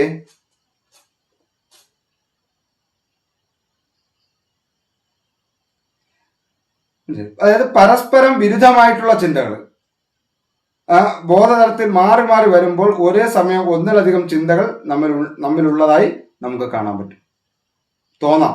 എന്നാൽ യഥാർത്ഥത്തിൽ ഒരു സമയത്ത് ഒരു ചിന്ത മാത്രമേ നമ്മിൽ സാധ്യമാകൂ. ഈ മാറി മാറി വരുന്ന വേഗത കുറച്ചാൽ ശരിയായ തീരുമാനം എടുക്കാൻ കഴിയും. അതായത് നേരത്തെ ഞാൻ പറഞ്ഞ കാര്യം തന്നെയാണ്. നമ്മൾ എന്ത് ചെയ്യുക, ഈ വളരെ പെട്ടെന്ന് മാറി മാറി വരുന്ന ഒരു തീരുമാനങ്ങൾ എടുത്ത് അതിൽ മാറി മാറി വരുന്നതിന് മൊത്തം ഒപ്പം നമ്മൾ മാറി മാറി നിൽക്കാതെ നമുക്ക് ഗുണകരമായിട്ടുള്ള ഉപയോഗപ്രദമായിട്ടുള്ള കാര്യങ്ങൾ എടുത്താൽ അതിലെന്ത് ചെയ്യുക, ഒന്ന് ഫോക്കസ് ചെയ്താൽ നമുക്ക് അതിനെ വിജയിപ്പിച്ചെടുക്കാൻ പറ്റും. അതാണ്. അല്ലെങ്കിൽ വിജയിപ്പിച്ചെടുക്കുക എന്നുള്ളതല്ല, നമ്മളൊരു ബിസിനസ്സോ അല്ലെങ്കിൽ അത്തരം കാര്യങ്ങൾ മാത്രം നമ്മുടെ ലൈഫിലുള്ള മൊത്തം കംപ്ലീറ്റ് കാര്യത്തിലും ഇത് തന്നെയാണ്. നമ്മൾ എടുക്കുന്ന തീരുമാനത്തിന് നമ്മുടെ മനസ്സ് കൂടെ നിൽക്കാത്തതിൻ്റെ കാരണം എന്ന് പറയുന്നത് മാറി മാറി വരുന്ന ചിന്തയ്ക്കൊപ്പം നമ്മൾ വിട്ടുകൊടുക്കുന്നതാണ്. ചില കാര്യങ്ങളിൽ നമ്മളൊന്ന് അതെനിക്ക് ചെയ്ത് തീർക്കണം എന്ന് പറയുന്ന ചില വാശികളൊക്കെ മറ്റുള്ളവരോട് കാണിക്കാനുള്ളതെന്നല്ല. പിടിവാശി എന്നൊക്കെ പറയുന്നത് പല കാര്യങ്ങളും നമ്മളോട് തന്നെ ചെയ്യാനുള്ള ചില ക്വാളിറ്റീസുകളാണ്. സത്യത്തിൽ ഞാനത് നല്ലതെന്നാണ് തോന്നിയത്, എനിക്കത് ഉപയോഗപ്രദമാണെന്ന് തോന്നുകയാണെങ്കിൽ തീർച്ചയായിട്ടും അതിനെ നിലനിർത്തുന്നതിന് വേണ്ടി ലേശം പിടിവാശിയൊക്കെ നല്ലതാണ്. നമ്മുടെ മനസ്സിൻ്റെ ചാഞ്ചാട്ടം ഒന്ന് കുറഞ്ഞു നിൽക്കും. ഓക്കെ, ശ്രദ്ധ പരിശീലനം, അതുപോലെ തന്നെ നിരവധി മെഡിറ്റേഷൻ മാർഗങ്ങൾ, നമ്മളൊരു കാര്യത്തിലൊക്കെ ശ്രദ്ധിച്ചിരിക്കാനുള്ള മെഡിറ്റേഷനൊക്കെ അവിടെയാണ് നമുക്ക് നമ്മുടെ ജീവിതത്തിൽ ഗുണം വരുന്നത്. അത്തരം കാര്യങ്ങളൊന്ന് ശ്രദ്ധിച്ചു കഴിഞ്ഞാൽ നമുക്ക് എന്ത് ചെയ്യാൻ പറ്റും, ഈ ഒരു തീരുമാനത്തിലേക്ക് ഉറച്ചു നിൽക്കാനുള്ള മൈൻഡ് ഉണ്ടാകും. ഓക്കെ, അതായത് പിന്നെ നമ്മൾ ഇപ്പോൾ എല്ലാവരും നമുക്ക് മൊബൈലിൽ നമുക്ക് റീൽസും കാര്യങ്ങളൊന്നും കാണാനൊന്നും ആർക്കും ഇരിക്കാൻ പറ്റില്ല, അത്രമാത്രം കാര്യങ്ങൾ മാറിയിട്ടുള്ളൂ. പക്ഷേ നമ്മളൊക്കെ ചെയ്യുന്നതാ, നമ്മളിടുന്ന വീഡിയോസ് അപ്ലോഡ് ചെയ്യാനും നമ്മളിട്ട റീൽസുകൾ ബാക്കിയുള്ളവർ കാണുന്നുണ്ടോയെന്നും അവർ തരുന്ന മെസ്സേജുകൾക്ക് അല്ലെങ്കിൽ കമൻറ്റുകൾക്ക് മറുപടി കൊടുക്കാൻ അത് നമ്മുടെ ഒരു ബിസിനസ്സാണ്, അല്ലെങ്കിൽ നമ്മളൊന്ന് ബൂസ്റ്റ് ചെയ്യുന്നതിന് വേണ്ടിയുള്ള പ്രവർത്തനങ്ങളാണ്. അവിടെ നമ്മൾ എന്ത് ചെയ്യണം, നമ്മൾ ഫോക്കസ്ഡ് അതിലാണ്. അതിൻ്റെ ഇടയ്ക്ക് അല്പസമയം മാത്രമേ വൈറൽ വീഡിയോ എന്ന് പറഞ്ഞൊരു വീഡിയോ ഉണ്ട്, ആ വീഡിയോയിൽ നമ്മൾ കാണും. ഇപ്പോൾ ഏറ്റവും കൂടുതൽ വൈറലായിരിക്കുന്ന, ഏറ്റവും കൂടുതൽ അംഗീകാരം നേടിക്കൊണ്ടിരിക്കുന്ന, ഏറ്റവും കൂടുതൽ വീഡിയോസുകൾ കണ്ടിരിക്കുന്ന വൈറൽ വീഡിയോസ് എന്ന് പറഞ്ഞൊരു സെക്ഷൻ ഉണ്ട്. ആ സെക്ഷനാണ് നമ്മൾ കാണുന്നത്. അപ്പോൾ ഇന്ന് ഏറ്റവും കൂടുതൽ വൈറലായി ചർച്ച ചെയ്യപ്പെടുന്ന വീഡിയോസ് നമ്മൾ കാണും. അല്ല നമ്മളിങ്ങനെ ഓരോന്നും കണ്ടു പോവില്ല. അപ്പോൾ മറ്റൊരു കാര്യം, അപ്പോൾ അത്രയും സമയം നമ്മൾ അതിനകത്ത് ഈ റീൽസിന് വേണ്ടി സമയം ചിലവാക്കുന്നുള്ളൂ. പിന്നെ നമുക്ക് എന്തെങ്കിലും കാര്യങ്ങൾ അറിയണമെങ്കിൽ നമ്മൾ സെർച്ച് ചെയ്ത് യൂട്യൂബിൽ കാണണം. അത് ഏത് ടൈപ്പ് വീഡിയോ ആണെങ്കിലും ശരി, ഒരു 10-20 മിനിറ്റൊക്കെ നമ്മൾ ഒരു വിഷയത്തിലാണ് നമ്മൾ എന്ത് ചെയ്യണം, സമയം ചിലവാക്കുന്നത്. നമ്മൾ ഒരു വിഷയത്തിൽ 20 മിനിറ്റ് സമയം ചിലവാക്കുമ്പോൾ നമ്മളെ ബ്രെയിനിൽ കിട്ടുന്ന അറിവും മനസ്സിലായി. ഒരു വീഡിയോയ്ക്ക് വേണ്ടി 20 മിനിറ്റ് നമ്മുടെ സമയം ചിലവാക്കി ആ വീഡിയോയിലൂടെ നമുക്ക് കിട്ടുന്ന ഒരു ധാരണ ഉണ്ട്. തെറ്റായാലും ശരിയായാലും മോശപ്പെട്ട വീഡിയോ ആയാലും ഏത് വീഡിയോ ആയാലും ആ 20 മിനിറ്റ് ആ വിഷയത്തിനെ കുറിച്ച് നമ്മൾ അനലൈസ് ചെയ്യുകയാണ്, പഠിക്കുകയാണ്. അതേസമയം ഈ 20 മിനിറ്റ് സമയം 20 വീഡിയോസിന് നമ്മൾ ചിലവാക്കിയാലോ നമ്മളെ ബ്രെയിൻ നമുക്ക് പോലും തീരുമാനങ്ങൾ എടുക്കാൻ പറ്റാത്ത രീതിയിലേക്ക് അതിൻ്റെ ചലന വ്യത്യാസം സംഭവിച്ചിരിക്കും. നമ്മുടെ കയ്യിലേ നിൽക്കില്ല, നമുക്ക് കോൺസെൻട്രേഷനെ കിട്ടില്ല. 20 മിനിറ്റുള്ള ഒരു വീഡിയോയ്ക്ക് വേണ്ടി നമ്മൾ സമയം ചിലവാക്കുന്നതും 20 മിനിറ്റ് 20 വീഡിയോയ്ക്ക് വേണ്ടി സമയം ചിലവാക്കുമ്പോഴും നമ്മളെ തോട്ട് പ്രോസസ് നമ്മുടെ ലൈഫിലൊന്നും കിട്ടത്തുമില്ല. നമ്മൾ വെറുതെ അങ്ങനെ നമ്മൾ 20 മിനിറ്റ് അല്ല ഇങ്ങനെ നമ്മൾ ഈ ഷോർട്ട് റീൽസ് കണ്ട് കളയുന്നത്. അത് പലതും നമുക്ക് നമ്മുടെ ജീവിതത്തിൽ ഉപയോഗപ്രദമായല്ല. സെർച്ച് ചെയ്ത് കാണാനുള്ള ശ്രമം നടത്തണം. ഓക്കെ, യുക്തിപൂർവം ചിന്തിക്കുകയും അതായത് ലോജിക്കൽ ആൻഡ് റാഷനായിട്ടുള്ള തീരുമാനങ്ങൾ അത്ഭുതപ്പെടുകയും കണക്ക് കൂട്ടലുകളും നടത്തുകയും ഊഹിക്കുകയും എല്ലാം ചെയ്യുന്നത് ഈ തലമാണ്. അതായത് നമ്മുടെ ലോജിക്കലി ചിന്ത ഉണ്ടാകുന്ന നമ്മളൊരു കാര്യം എടുക്കുമ്പോൾ അത് ഉദാഹരണം ഞാൻ പെട്ടെന്ന് പറയാണ്, 4ഉം 2ഉം 7ആണ്. 4 2ഉം 7ആണ് എന്ന് പറയുമ്പോൾ ആ 7ആണെന്ന് പറയുമ്പോൾ തന്നെ അത് ലോജിക്കലി ശരിയല്ല എന്ന് നമ്മുടെ തലച്ചോറിന് തോന്നും. കാരണം അതെങ്ങനെ 4ഉം 3ഉം അല്ല 4ഉം 2ഉം 7ആവുക? അത് 6 ആവുള്ളൂ. ഇതാണ് ലോജിക്കൽ എന്ന് പറയുന്നത്. നമ്മൾ ഒരു കാര്യം മറ്റൊരു കാര്യമായിട്ട് തീരുമാനപ്പെടുത്തി റിസൾട്ട് കിട്ടുന്ന ഒരു കാര്യത്തിന് നമുക്ക് ലോജിക്കലി മനസ്സിലാക്കാൻ പറ്റും. ഞാൻ സംഖ്യയുടെ കാര്യമാണ് പറഞ്ഞത്, പല സംഭവങ്ങളുടെ കാര്യവും അതായിരിക്കും. മനസ്സിലായി? പല സംഭവങ്ങളുടെ കാര്യങ്ങളും അത് തന്നെയാണ്. ലോജിക്കലി മനസ്സിലാക്കാൻ പറ്റുന്നത് ആർക്കേ ഉള്ളൂ? ബോധ മനസ്സിനെ പറ്റൂ. ഉപബോധ മനസ്സിന് ലോജിക്കലി മനസ്സിലാക്കാൻ പറ്റില്ല. നമ്മൾ എന്താണ്, നമുക്ക് പറക്കാൻ തോന്നണമെങ്കിൽ പറക്കും. എന്താണ്, നമ്മൾ എന്ത് തീരുമാനിച്ചാലും ചെയ്തു തരും. ഉപബോധ മനസ്സെന്ന് പറയുന്നത് അദ്ദേഹത്തിന് നമ്മൾ ആദ്യമായി ആഗ്രഹിക്കുന്ന ഏത് കാര്യങ്ങളെയും ഉപബോധ മനസ്സ് ചെയ്തു തരും. പക്ഷെ ബോധ മനസ്സ് അതല്ല, ലോജിക്കലി മാത്രമേ പ്രവർത്തിക്കൂ, ലോജിക്കലി മാത്രമേ ചിന്തിക്കാൻ ശ്രമിക്കൂ. ആ ഉപബോധ മനസ്സിനെ നമ്മൾ റീൽസും ചിന്തയും ഇല്ലാതെ മരവിപ്പിക്കുകയാണ് സാധാരണ ചെയ്തുകൊണ്ടിരിക്കുന്നത്. ഉപബോധ മനസ്സിന്റെ എന്താണ്, നമ്മൾ അതിയായി എന്ത് ആഗ്രഹിച്ചാലും അത് നമുക്ക് നേടിത്തരാനുള്ള ശ്രമം നടത്തും. ഞാൻ നമ്മുടെ സമയം 10:10 ഞാനൊരു ചെറിയ ഉദാഹരണം ഇവിടെ പറഞ്ഞിട്ട് നമുക്ക് അടുത്ത ക്ലാസ്സിൽ ഇതിന്റെ ബാക്കി ഫോളോ അപ്പ് ചെയ്യാം. അതായത് നമ്മൾ വിജയിക്കാനാണ് തീവ്രമായി ആഗ്രഹിക്കണമെങ്കിൽ നമ്മളെ രക്ഷപ്പെടുത്താൻ വേണ്ടി നമ്മുടെ സബ് കോൺഷ്യസ് മൈൻഡ്, ഉപബോധ മനസ്സ് വരും. നമ്മുടെ ബോധ മനസ്സിനെ കുറിച്ചാണ് പറഞ്ഞത്, അടുത്ത ഉപബോധ മനസ്സിലേക്ക് പോവുകയാണ്. ഞാനിത് ഈ രണ്ടിൻ്റെ ഒരു കാര്യം പറഞ്ഞുതരാണ്. അതായത് നമുക്ക് ചാവണം എന്ന് പറഞ്ഞാൽ ഞാൻ മടുത്തു, എനിക്ക് ഈ ജീവിതം മടുത്തു, എനിക്ക് ഇനി ഒന്നിനും പറ്റൂല, എന്നെ കൊണ്ട് ഒന്നിനും കൊള്ളൂല, അല്ലെങ്കിൽ ഞാൻ ബാക്കിയുള്ളവർക്ക് എല്ലാവർക്കും ശല്യമാണ് എന്നൊക്കെ മെസ്സേജ് കൊടുത്താൽ, നമുക്ക് ഇനി ഇവിടെ ജീവിച്ചിരിക്കേണ്ട എന്നൊരു മെസ്സേജ് കൊടുത്താൽ അത് എന്താണ്, ആ മരിക്കാനുള്ള സാധനങ്ങളെല്ലാം സെറ്റ് ചെയ്ത് നമ്മളെ സ്വയം കൊന്നു തരും. അതാണ് സബ് കോൺഷ്യസ് മൈൻഡിന്റെ പ്രത്യേകത. അതായത് നമ്മൾ ആഗ്രഹിക്കുന്ന ഏത് കാര്യം അത് നല്ലതാണോ അഴുക്കാണോ എന്ന് സബ് കോൺഷ്യസ് മൈൻഡിനില്ല. നല്ലതാണോ അഴുക്കാണോ എന്ന് സബ് കോൺഷ്യസ് മൈൻഡിനില്ല.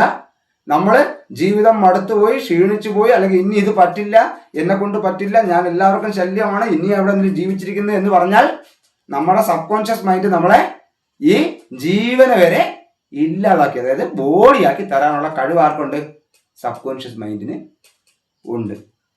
ഓക്കെ, അപ്പൊ നമ്മളിത് കഴിയുമ്പോൾ പിന്നീട് നമ്മൾ പറയും അവനത് അങ്ങനെ ചിന്തിച്ചുകൂടായിരുന്നോ, അവൻ ഒത്തിരി ചിന്തിച്ചിരുന്നെങ്കിൽ, അല്പമെങ്കിലും ചിന്തിച്ചിരുന്നെങ്കിൽ അവനത് ചെയ്യുമായിരുന്നു, അവന് 2 മക്കളും അവനൊരു കുടുംബമൊക്കെ ഉള്ളതല്ലേ, കടമൊക്കെ ഇന്ന് പോയി നാളെ, അല്ലെങ്കിൽ ഇന്ന് വന്ന് നാളെ പോകൂലേ, അവൻ എന്തിനത് ചെയ്തു എന്നൊക്കെ പറയുമ്പോൾ അതിൻ്റെ അവിടെ നടന്നേക്കണം എന്താണ്, സബ് കോൺഷ്യസ് മൈൻഡിൻ്റെ അകത്ത് നമ്മളുടെ ഇമാജിനേഷനും നമ്മളുടെ ഫീലിങ്സും ആത്മഹത്യകളാണ് നമ്മൾ നിറച്ചു കൊടുത്തുകൊണ്ടിരിക്കണമെങ്കിൽ അത് ചെയ്യും. വിജയിക്കാനും ഈ ലോകത്തോളം പറക്കാനുമാണ് നമ്മൾ ചെയ്തുകൊണ്ടിരിക്കണമെങ്കിൽ അത് ചെയ്യും. നമ്മൾ എന്ത് ആഗ്രഹിച്ചാലും അവിടെ എത്തിക്കാൻ കപ്പാസിറ്റി ഉള്ള ആളാണ് നമ്മളുടെ sub conscious mind. Conscious mind logically കാര്യങ്ങളെ വ്യക്തമായി ചിന്തിച്ച് മനസ്സിലാക്കുന്ന ഒരാളാണ്. മനസ്സിലായെന്ന് വിചാരിക്കുന്നു.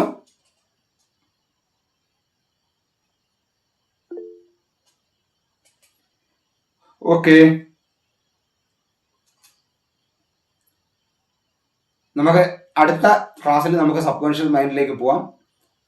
മാക്സിമം വരാൻ പറ്റുന്നത് കുറച്ച് പേരാണെങ്കിലും അവരെ ഒരു കറക്റ്റ്, പലരും പല തിരക്കിലാണ്, നമുക്ക് ഇപ്പം ക്ലാസ്സിലേക്ക് വരാൻ പലരും മടിച്ചപ്പോഴും അവർ പറഞ്ഞ് നമുക്ക് സമയം കിട്ടൂല എന്ന് പറഞ്ഞതാണ്. അപ്പോൾ വരാത്ത ആരെയും കുറ്റം പറയല്ല, അവരെല്ലാവരും വലിയ തിരക്കുകളിലാണ്. പക്ഷേ ഇത് നമ്മൾ ഈ ക്ലാസ് മുമ്പോട്ട് കൊണ്ടുപോകുന്നതിന് ഇപ്പോൾ വരാൻ സൗകര്യമുള്ളവർ, അന്നന്ന് നമുക്കിതിനകത്ത് സമയം കിട്ടുന്നവർ മാക്സിമം ഒരു 9 മണിക്കൊക്കെ കറക്റ്റ് വരികയാണെന്നുണ്ടെങ്കിൽ നമുക്ക് ക്ലാസ് ചെയ്ത് പോകാം. അപ്പോൾ ഓക്കെ, എന്താണ് ഇന്നത്തെ ക്ലാസ്സുമായി ബന്ധപ്പെട്ട് എന്തെങ്കിലും അഭിപ്രായങ്ങളുണ്ടെങ്കിൽ പറയാം.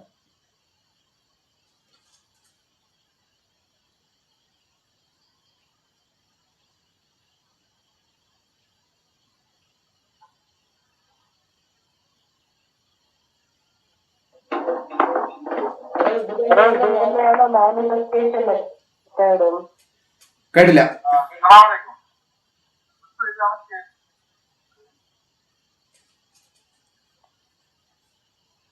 ഒന്നുകൂടെ പറയൂ.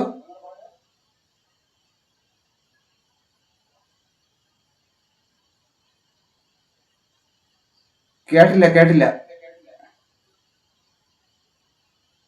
ഇത് തന്നെയാണോ മാനിഫെസ്റ്റേഷൻ മെത്തേഡും? അതെ. മാനിഫെസ്റ്റേഷന്റെ മെത്തേഡ് ഇതാണോ സാറേ? ഇതാണ് ഈ സബ് കോൺഷ്യസ് മൈൻഡ് ഈ കഴിവിനാണ് ഉപയോഗിക്കുന്നത്.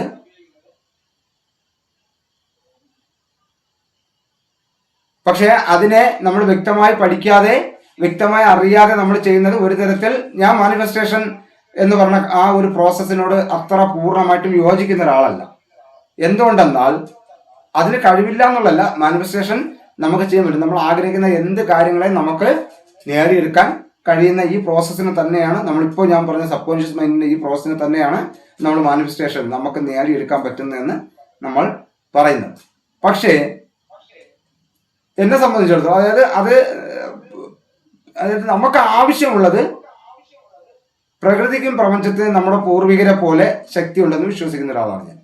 അല്ലാതെ വേറെ പ്രത്യേകിച്ചൊരു വിശ്വാസമുള്ള ഒരാളുമല്ല ഞാൻ.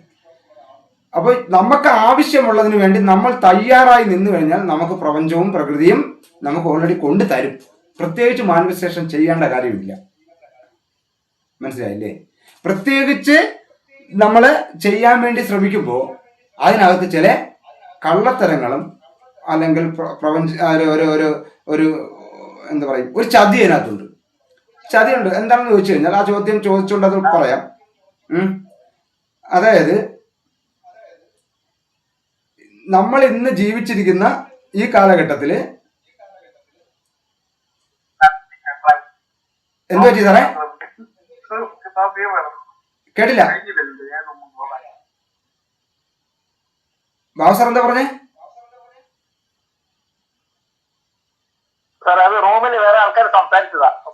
അപ്പൊ മൈക്ക് മ്യൂട്ട് ചെയ്ത് വെച്ചോ. ഓക്കെ. അതായത് ഉദാഹരണം മതി. ഞാൻ മാനിഫെസ്റ്റേഷൻ ചെയ്യണം എന്താ, എനിക്കൊരു കാർ വേണം, അല്ലെങ്കിൽ എന്തെങ്കിലും വലിയ കാര്യങ്ങൾ നേടിയെടുക്കണം.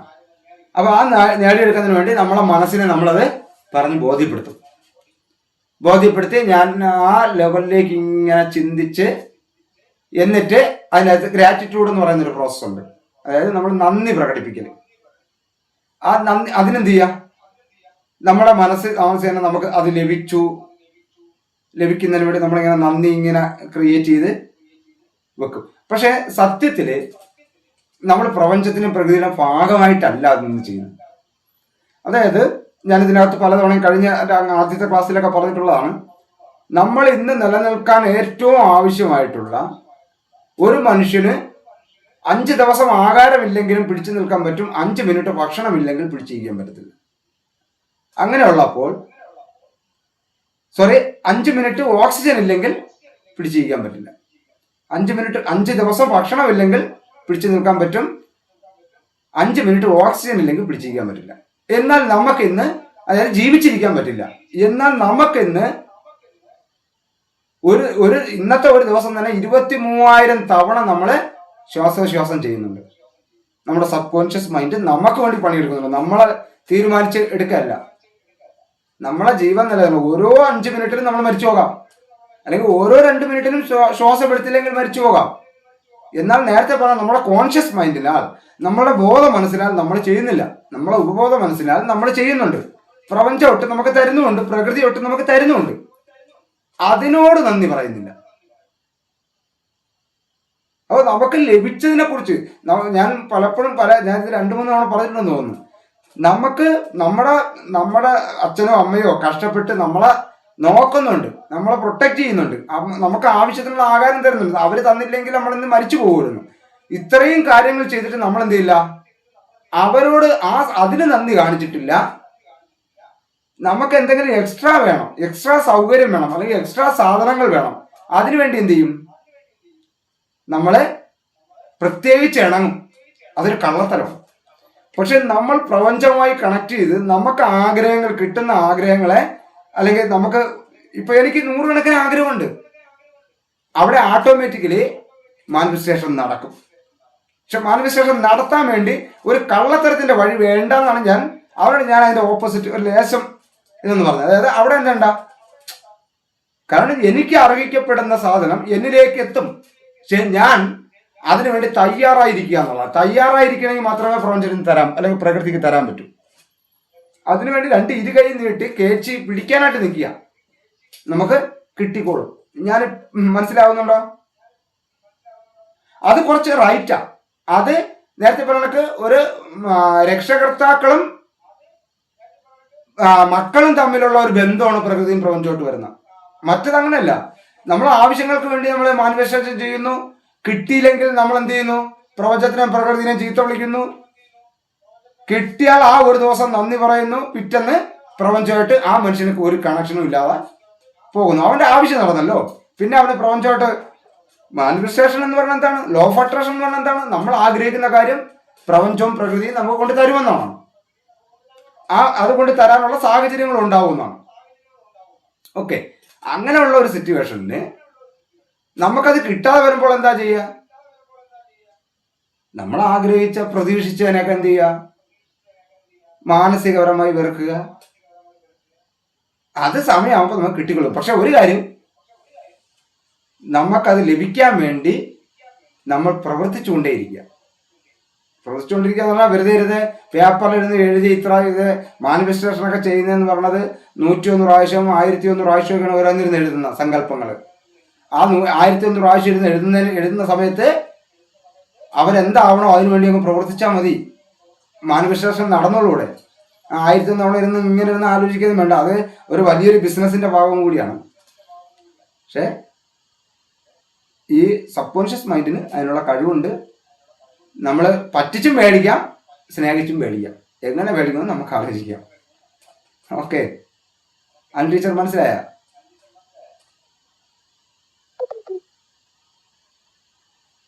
ഓക്കെ, നെക്സ്റ്റ് വേറെ ആർക്കെങ്കിലും?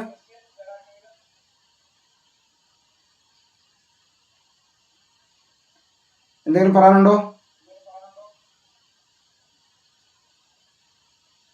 അപ്പോ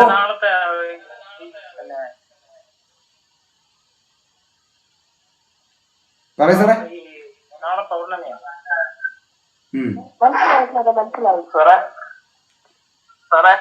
ഓക്കെ സാറേ, നമ്മുടെ മനസ്സിൽ ഇതുപോലെ പഴയ എന്തെങ്കിലും ഡേറ്റാസ് കിടപ്പുണ്ടെങ്കിൽ ഭയത്തിന്റെയോ മറ്റുള്ള എന്തെങ്കിലും ഉണ്ടെങ്കിൽ നമ്മളത് എങ്ങനെ ക്ലിയർ ചെയ്യാൻ പറ്റും സാറേ? ക്ലിയർ ചെയ്യാൻ നമ്മുടെ ക്ലാസ് നോട്ട് കേട്ടാൽ മതിയേ. അതിന് രണ്ടാമത്തെ ഞാൻ ക്ലാസ് എടുക്കുന്നുണ്ട്. ഇപ്പൊ നമ്മള് ബോധ മനസ്സിൽ വന്നത് നമ്മളെ ഇതിനകത്ത് സ്മൃതി തലം എന്ന് പറയുന്ന രണ്ടാമത്തെ സബ് കോൺഷ്യസ് മൈൻഡിന്റെ രണ്ടാമത്തെ ക്ലാസ് സ്മൃതി തലം എന്ന് പറഞ്ഞ തലമുണ്ട്. അതിനെക്കുറിച്ച് ഞാൻ ക്ലാസ് ഇടും. നമ്മൾ ഇനി മാക്സിമം ചർച്ചയിലേക്ക് വരാൻ നോക്കിയാൽ മതി.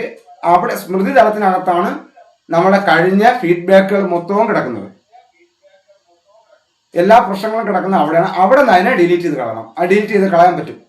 അതെങ്ങനെയെന്ന് ഞാൻ പറഞ്ഞുതരാം. പക്ഷെ നിങ്ങൾ ശ്രമിക്കുക. അത് സിമ്പിളാണ്, ഭയങ്കര ആനക്കാര്യമൊന്നുമല്ല. അതായത് ഒരു കുപ്പിയിൽ കുറച്ച് മലിനമായ ജലം ഇരിക്കണമെന്ന് വിചാരിക്കുക. അതിനകത്തേക്ക് ശുദ്ധമായ ജലം ഒഴിച്ചു കൊടുക്കുക.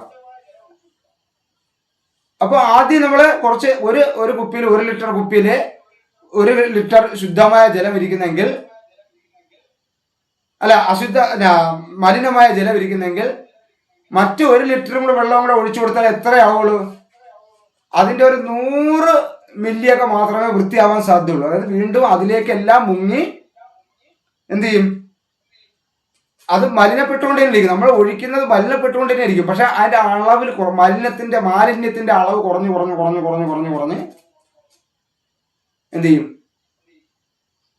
ഓട്ടോമാറ്റിക്കലി അത് വൃത്തിയാവും. അതായത് ഒരു 10 ലിറ്റർ ജലം 1 ലിറ്റർ മലിനമായ ജലത്തിൽ ഒഴിക്കുകയാണെങ്കിൽ ആ പാത്രത്തിലിരിക്കുന്ന ജലം അല്ല നമുക്ക് മൊത്തം ക്ലീൻ ചെയ്തിട്ട് മറ്റൊരു സാധനം എടുത്ത് വെക്കാൻ പറ്റില്ല. കാരണം കഴിഞ്ഞു പോയിട്ടുള്ള പല കാര്യങ്ങളും നമ്മുടെ ജീവിതത്തിലെ എക്സ്പീരിയൻസുകളാണ്. അതുകൊണ്ട് മൊത്തത്തിൽ ഡിലീറ്റ് ചെയ്ത് കളയാൻ പറ്റില്ല. ഡിലീറ്റ് ചെയ്ത് കളയാൻ നമ്മൾ ഇത്രയും കാലം പഠിച്ചതെല്ലാം ഇല്ലാതായി പോകും. ഇത്രയും കാലമായി കിടക്കുന്ന പല കാര്യങ്ങളിലും നെഗറ്റീവായിട്ടുള്ള അനുഭവങ്ങളാണെങ്കിലും അതിനകത്ത് എന്തുണ്ട്? നമുക്കിനി മുന്നോട്ട് പോകാനുള്ള ചവിട്ടുപടികൾ കിടപ്പുണ്ട്. അപ്പൊ അതിനെ ഡിലീറ്റ് ചെയ്ത് കളയാൻ നടക്കണമല്ല, അത് മനുഷ്യന് സാധ്യമല്ല. പക്ഷെ നമുക്ക് എന്ത് ചെയ്യാം? അതിനെ ഉപയോഗപ്രദമായ രീതിയിലേക്കാണ് മാറ്റിയെടുക്കാൻ പറ്റും. അപ്പൊ മാക്സിമം നമ്മൾ അതിനകത്തേക്ക് ഇനി നമ്മൾ ആലോചിക്കാനുള്ളത്, ഇനി നമ്മൾ ചിന്തിക്കാനുള്ളത് പോസിറ്റീവായിട്ടുള്ള കാര്യങ്ങൾക്ക് വേണ്ടി കൂടുതൽ സമയം ചെലവാക്കുക. പോസിറ്റീവായിട്ടുള്ള കാര്യങ്ങളെക്കുറിച്ച്, പോസിറ്റീവായിട്ടുള്ള സംഭവങ്ങളെക്കുറിച്ച്, പോസിറ്റീവ് നെഗറ്റീവ് എന്ന് പറയുന്നത് എന്താണ്? നമുക്ക് ഉപയോഗപ്രദമായിട്ടുള്ള കാര്യങ്ങൾ നമ്മുടെ ബോധതലത്തിൽ ഇന്ന് നമുക്ക് ഉപയോഗപ്രദമാണെന്ന് തോന്നുന്ന കാര്യത്തിന് എന്ത് ചെയ്യുക? സമയം ചെലവാക്കുക. ഒരു പക്ഷേ ഇന്ന് പോസിറ്റീവായിട്ട് വിചാരിച്ച പലതും ചിലപ്പോൾ നാളെ നെഗറ്റീവ് ആവാം. ചിലപ്പോൾ വെറുതെ ആയിരിക്കും നമ്മൾ സമയം കളയുന്നത്. എങ്കിൽ പോലും നമുക്ക് ഇന്ന് പോസിറ്റീവായിട്ട് തോന്നിയ ശരിയായിട്ട് തോന്നിയ കാര്യത്തിലേക്ക് നമ്മൾ കൂടുതൽ ഫോക്കസ് ചെയ്യുകയും ലൈഫിൽ മുന്നോട്ട് കൊണ്ടുപോകുമ്പോൾ അത് ഉപയോഗപ്രദമാണോ എന്ന് ചിന്തിക്കുന്നതിനാണ് ദീർഘവീക്ഷണം എന്ന് പറയുന്നത്. ആ ദീർഘവീക്ഷണോട് ഓട്ടോമാറ്റിക്കലി നമ്മുടെ ലൈഫിൽ ഉണ്ടായി വരുമ്പോൾ ഏതൊക്കെ മാറ്റാം, ഏതൊക്കെ എടുക്കാം എന്നുള്ളത് മനസ്സിലാവും. ഒരു കൊച്ചൊരു ഉദാഹരണം പറഞ്ഞാൽ, നമ്മൾ 1-ാം ക്ലാസ് മുതൽ പഠിച്ച് 10-ാം ക്ലാസ്സിൽ വരുമ്പോൾ നമ്മൾ ഇന്നിപ്പോൾ 10 വിഷയം, നമ്മളൊക്കെ പഠിക്കുമ്പോൾ 12 വിഷയം, ഏകദേശം 12ഓളം വിഷയം നമ്മൾ പഠിക്കും. പക്ഷെ പിന്നീട് +1 വരുമ്പോഴത്തേക്ക് ഇതിനെ 3ആയിട്ട് കയറി. ഈ 12 വിഷയത്തിന് എന്ത് ചെയ്തു? 3ആക്കി, അല്ലെങ്കിൽ 10 വിഷയത്തെ 3ആക്കി. പിന്നും ഡിഗ്രിയായിട്ട് വരുമ്പോഴോ ഈ 3ആയിട്ട് കട്ട് ചെയ്തതിനെ പിന്നും കട്ട് ചെയ്ത് അവന് ഏറ്റവും ആവശ്യമുള്ളതിലേക്ക് അവൻ വഴിതിരിയണില്ല. എന്നാൽ അവൻ ഏതാണ് തിരഞ്ഞെടുക്കണം എന്ന് തീരുമാനിക്കുന്നതിന് വേണ്ടി ഏറ്റവും കൂടുതൽ വിഷയങ്ങൾ പഠിക്കുന്ന ഒരു കാലഘട്ടം എന്ന് പറയുന്നത് 10-ാം ക്ലാസ്സിലാണ്. 9, 10, 8, 9, 10 ഏറ്റവും കൂടുതൽ, അതായത് ലോകത്തുള്ള എല്ലാ വിഷയങ്ങളും പഠിച്ചിരിക്കുന്നത്. പിന്നെ ഓരോന്നിന്റെ നിഷ് മൈക്രോ ആയിട്ടുള്ള കാര്യങ്ങൾ മാത്രമാണ് പിന്നെ ഡിഗ്രി ലെവലിൽ നമ്മൾ ഓരോന്നിലോട്ട് പോകുമ്പോൾ പിന്നെ സൂക്ഷ്മമായിട്ട് ഒരു ഒറ്റ മൈക്രോയിലേക്ക് ചെന്ന് തീരുകയാണ്. അതേപോലെ നമ്മൾ ഇത്രയും കാലത്തെ അനുഭവങ്ങളൊക്കെ നമുക്ക് ഏതാണ് ശരിയെന്ന് ഏതാണ് തെറ്റെന്നൊക്കെ തിരിച്ചറിയാനുള്ള അറിവിന്റെ അനുഭവ സമ്പത്തുകളാണ്. അതൊന്നും എടുത്ത് കളയണമെന്നുള്ളതല്ല. പക്ഷെ അതിൽ നിന്നൊക്കെ പരാജയമാണ് കിട്ടിയെന്നുള്ള മനോഭാവം മാറ്റുക എന്നുള്ളതാണ് ഇന്ന് നമുക്ക് ആവശ്യം. അതിൽ നിന്നൊക്കെ ഉള്ള ക്വാളിറ്റിയുള്ള കുറേ സാധനങ്ങളുണ്ട്, പരാജയപ്പെട്ട കുറേ കാര്യങ്ങളുണ്ട്. അതിനെയൊക്കെ എടുത്തുകൊണ്ട് പോസിറ്റീവായിട്ട് ഉപയോഗിക്കാൻ വേണ്ടി ഞാൻ പോസിറ്റീവായിട്ടുള്ള കാര്യങ്ങൾ എനിക്ക് ഇന്ന് ഈ കാലഘട്ടത്തിൽ എനിക്ക് ഉപയോഗപ്രദമായ കാര്യങ്ങൾ ചെയ്യാൻ വേണ്ടി ഞാൻ എന്ത് ചെയ്യുക, അതിനെ ഉപയോഗിച്ച് കഴിയുമ്പോൾ നേരത്തെ ബാബു സാറ് പറഞ്ഞ പോലെ പഴയ കാലങ്ങളിൽ നഷ്ടപ്പെട്ടു പോയിട്ടുള്ള, അല്ലെങ്കിൽ കഴിഞ്ഞ കാലങ്ങളിൽ നമുക്ക് നമ്മളെ ഉള്ളിൽ കിടക്കുന്ന വേസ്റ്റായിട്ടുള്ള എന്ന് തോന്നുന്ന കാര്യങ്ങളൊക്കെ, വേസ്റ്റ് ഭാഗങ്ങളെല്ലാം അരിച്ച് അതിനെ ഒഴിവാക്കിക്കൊണ്ട് പുതിയ കാര്യങ്ങൾ നമ്മൾ ചെയ്തു തുടങ്ങും. ഇന്ന് മുതൽ നമുക്ക് അതിനു വേണ്ടിയുള്ള തയ്യാറെടുപ്പുകൾ എടുക്കാം. ഓക്കെ, നിങ്ങളുടെ ഗ്രൂപ്പിൽ ഇപ്പം ഇവിടെ കേട്ട് ഈ 1 മണിക്കൂറിൽ തീരരുത്. നിങ്ങൾക്ക് ഈ 1 മണിക്കൂറിൽ കേട്ട കാര്യങ്ങൾ നിങ്ങൾക്ക് ഇനി അടുത്ത ഒരു 24 മണിക്കൂറുണ്ട്. അടുത്ത ദിവസം ഇതുവരെ ഉണ്ട്. നിങ്ങൾക്ക് എന്ത് സംശയവും നിങ്ങൾ ഗ്രൂപ്പിൽ ചോദിക്കാം. അല്ല, ഇത് കഴിഞ്ഞുള്ള കാര്യം നിങ്ങൾ ആ പണിക്ക് പോകുമ്പോഴോ മറ്റെന്തെങ്കിലും വർക്ക് പോകുമ്പോഴോ ആഹാരം കഴിക്കുമ്പോഴോ ഒക്കെ ഇതുമായി ബന്ധപ്പെട്ട് ഇതിവിടെ ചിന്തിച്ച് വെച്ചാൽ ഉറപ്പായിട്ടും. അപ്പോൾ ഇപ്പം സാർ ഇന്നലെ ഗ്രൂപ്പിൽ പറഞ്ഞല്ലോ, സാർ ഇന്നലെ ലൈവ് ക്ലാസ്സിൽ പറഞ്ഞല്ലോ ഇങ്ങനെയുള്ള കാര്യം. ഇതിൽ എന്താണ് സാറേ, ഇതിൽ എങ്ങനെയാണ് ഇത്? ഇപ്പം ഇതേ സാധനം തന്നെ എനിക്കിത് എത്ര മണിക്കൂർ നമുക്ക് പറയാൻ പറ്റും? ഇപ്പം സമയം അത് കഴിഞ്ഞു.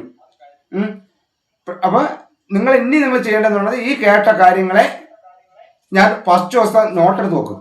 അതായത് ബോധ മനസ്സിനെ കുറിച്ചുള്ള നോട്ടെടുത്ത് നിങ്ങൾ ഒന്നും കൂടെ വായിക്കണം. ഉപബോധ മനസ്സിന് ഞാൻ ഓരോ ദിവസം തമ്മിൽ നോട്ടിന്റെ സംശയങ്ങൾ നിങ്ങളുടെ ഭാഗത്തുനിന്ന് വരണം. വായിക്കുമ്പോൾ നമ്മളെ ഭാഗത്തുനിന്ന് വരണം. ഇതെന്ത് സാറേ ഇതിൽ ഇങ്ങനെ എഴുതിയിരിക്കുന്ന എന്ന് ചോദിക്കാം. അതുമായി ബന്ധപ്പെട്ട് അറിയാൻ ശ്രമിക്കാം. അല്ല നേരത്തെ നമ്മൾ അനാവശ്യമായിട്ട് നിഷേധാത്മകപരമായി വിലയിരുത്താതെ അത് ഇങ്ങനെ എഴുതിയത്, അത് അങ്ങനെ എഴുതി കൂടെ ഇരുന്നോ എന്നൊന്നും ചോദിക്കരുത്. അതൊരു സിലബസിൽ പഠിക്കാൻ വന്ന ഒരാളിന് ചേർന്നല്ല. നമ്മൾ ചെയ്തിരിക്കുന്ന കാര്യങ്ങൾക്ക് അതിന്റെ ക്ലാരിറ്റി കൂട്ടാൻ വേണ്ടി നമുക്ക് ചോദിക്കാം. അതുകൊണ്ടാണ് ഞാൻ നേരത്തെ മറ്റൊരു വ്യക്തിയായിട്ട് സംസാരമായതിന്റെ പിന്നിൽ അദ്ദേഹം അതിനെ മൊത്തത്തിൽ നിഷേധാത്മകപരമായി വിലയിരുത്തിക്കൊണ്ട് മാത്രമാണ്. അല്ല, ചർച്ച ചെയ്യുന്നത് എത്ര ചർച്ച എന്ത് ചോദ്യം ചോദിച്ചാലും അതുമായി ബന്ധപ്പെട്ട ഈ കോഴ്സുമായി ബന്ധപ്പെട്ട് അല്ലെങ്കിൽ ഈ വിഷയങ്ങളുമായി ബന്ധപ്പെട്ട് എനിക്ക് പറയാൻ കഴിയും. ഇല്ലെങ്കിൽ എൻ്റെ മുന്നിൽ ChatGPTയും ജെമിനിയും മറ്റ് ഗൂഗിളും മറ്റ് പുസ്തകങ്ങളും എല്ലാം എൻ്റെ മുന്നിലുണ്ട്. ഞാൻ ഈ പഠിപ്പിക്കുന്ന വിഷയമായിട്ട് ബന്ധപ്പെട്ട് അത് കണ്ടെത്താനുള്ള എല്ലാ സാധ്യതകളും എൻ്റെ മുന്നിലുണ്ട്. അതുകൊണ്ട് വളരെ പെട്ടെന്ന് തന്നെ എനിക്ക് ആൻസർ കണ്ടെത്തി പറഞ്ഞുതരാൻ പറ്റും. ആൻസർ അല്ല, അതിൻ്റെതായ ഒരു ധാരണ എനിക്കും തരാൻ കഴിയും. പൂർണ്ണമായ ഒരു ശരിയല്ലെങ്കിൽ പോലും തെറ്റിന്റെ ഭാഗം അല്ലാതെ ഒരു ധാരണ തരാൻ എനിക്ക് ഈ വിഷയത്തിലേക്ക് കഴിയും. അപ്പോൾ തീർച്ചയായിട്ടും നിങ്ങൾ സംശയങ്ങൾ ചോദിക്കുക. നമ്മളെ ഉള്ളിലുള്ള നെഗറ്റീവുകൾ എടുത്ത് കളയാൻ വേണ്ടി എന്തൊക്കെ ചെയ്യണം, അത്തരം കാര്യങ്ങൾ ഈ നോട്ട് അയച്ചു തരുന്ന നോട്ടുമായിട്ട് ബന്ധപ്പെട്ട് ഒരാൾ ഒരു സംശയം ചോദിക്കുന്നില്ല.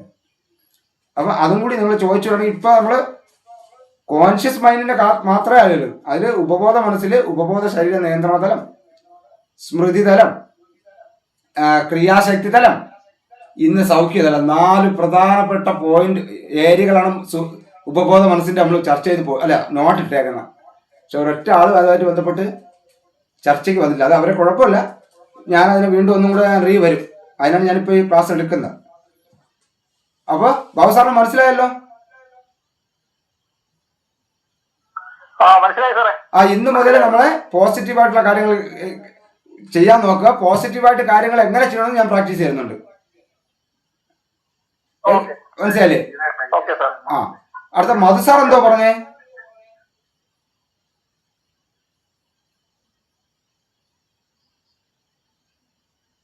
സാറേ, ഞാൻ ഇന്നത്തെ ക്ലാസ് വളരെ ഉപകാരപ്രദമായിരുന്നു. നല്ല ക്ലാസ് ആയിരുന്നു. വളരെ നന്ദി. Okay, thank you. പിന്നെ നാളെ പൗർണമി വളരെ പ്രയോജനമുണ്ട്. ഇതുവരെയുള്ള ഞാനീ നമ്മളോരോ റീൽസ് ഒക്കെ കാണുന്നില്ലേ, ഈ കോൺഷ്യസും സബ് കോൺഷ്യസും ഒക്കെ ആയിട്ടുള്ള മൈൻഡുകളും പല കാര്യങ്ങളും പലരും വീഡിയോകളൊക്കെ ഇങ്ങനെ ഇട്ട് കൊടുക്കുന്നുണ്ട്. അപ്പൊ അതിനൊരു സാറൊരു ക്ലാരിറ്റി തന്ന എന്തായാലും നല്ലതാണ്. ഓക്കെ. വളരെ ഉപകാരപ്രദമായിരുന്നു. പൗർണമിയുടെ കാര്യം എന്താ സാറേ പറഞ്ഞേ? എന്തോലും സാറേ, നാളെ ക്ലാസ് ഉണ്ടോ? നാളെ വേറെ ക്ലാസ്സിലെ ആള് കുറച്ച് ആളെ ആയിട്ടുള്ളൂ, കൺഫേം ആയിട്ടില്ല. ആരെങ്കിലും ഉണ്ടോ? നാളത്തെ പവർഫുൾ എങ്ങനെയാണ്? കേട്ടില്ല. ഇല്ലേ, നാളത്തെ ആ ദിവസത്തിന്റെ പവർഫുൾ എന്തോ സാറേ? ദിവസത്തിന്റെ പൗർണമി ദിവസത്തിന്റെ ഈ പൗർണമിയുടെ പവർ എന്താണെന്നുള്ളത് സാറ്. ഓക്കെ, അപ്പൊ ഒരു കാര്യം ചെയ്യാം. നമുക്ക് നാളെ ഞാൻ ഇതിൽ വെച്ചിരിക്കുന്ന മറ്റന്നെയാണ് പൗർണമി വെച്ചിരിക്കുന്നത്. കാരണം എന്ന് വെച്ചാൽ നാളെ നമ്മുടെ സമയത്തിന്റെ, അതായത് നാളെ പൗർണമി നടക്കാൻ വേണ്ടി മറ്റന്നെയാണ് ഞാൻ പൗർണമി വെച്ചിരിക്കുന്നത്. അതായത് നാളെ ഏകദേശം 3/4 ഭാഗം കഴിഞ്ഞാണ് പൗർണമി നടക്കുന്നത്. അതുകൊണ്ട് ഡേറ്റ് ഞാൻ 2-ാം തീയതിയാണ് വെച്ചിരിക്കുന്നത്. അപ്പോ കലണ്ടറിലൊക്കെ 2-ാം തീയതികളൊക്കെ വരുന്നുണ്ട്, പല കലണ്ടറിലും. അതായത് അതുമായി ബന്ധപ്പെട്ട് നമുക്ക് അവിടെ ചർച്ച ചെയ്യപ്പെടാം. അതിന് വിശ്വാസപ്രകാരവും കുറെ കാര്യങ്ങളുണ്ട്, ശാസ്ത്രീയപരമായി ഒത്തിരി കാര്യങ്ങളുണ്ട്. പക്ഷെ കൂടുതൽ ശാസ്ത്രത്തിന് കൂടുതൽ തെളിയിക്കാൻ പറ്റാത്ത പല കാര്യങ്ങളും പണ്ട് കാലം മുതലേ പല സംസ്കാരങ്ങളുടെ ഇടയിലും ഈ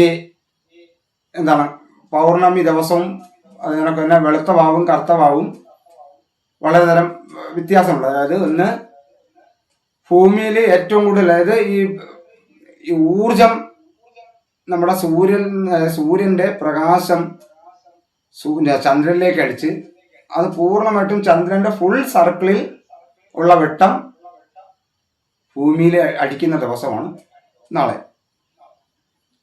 ബാക്കി ദിവസങ്ങളൊന്നും ഫുൾ റൊട്ടേഷനിൽ അടിക്കുന്നില്ല.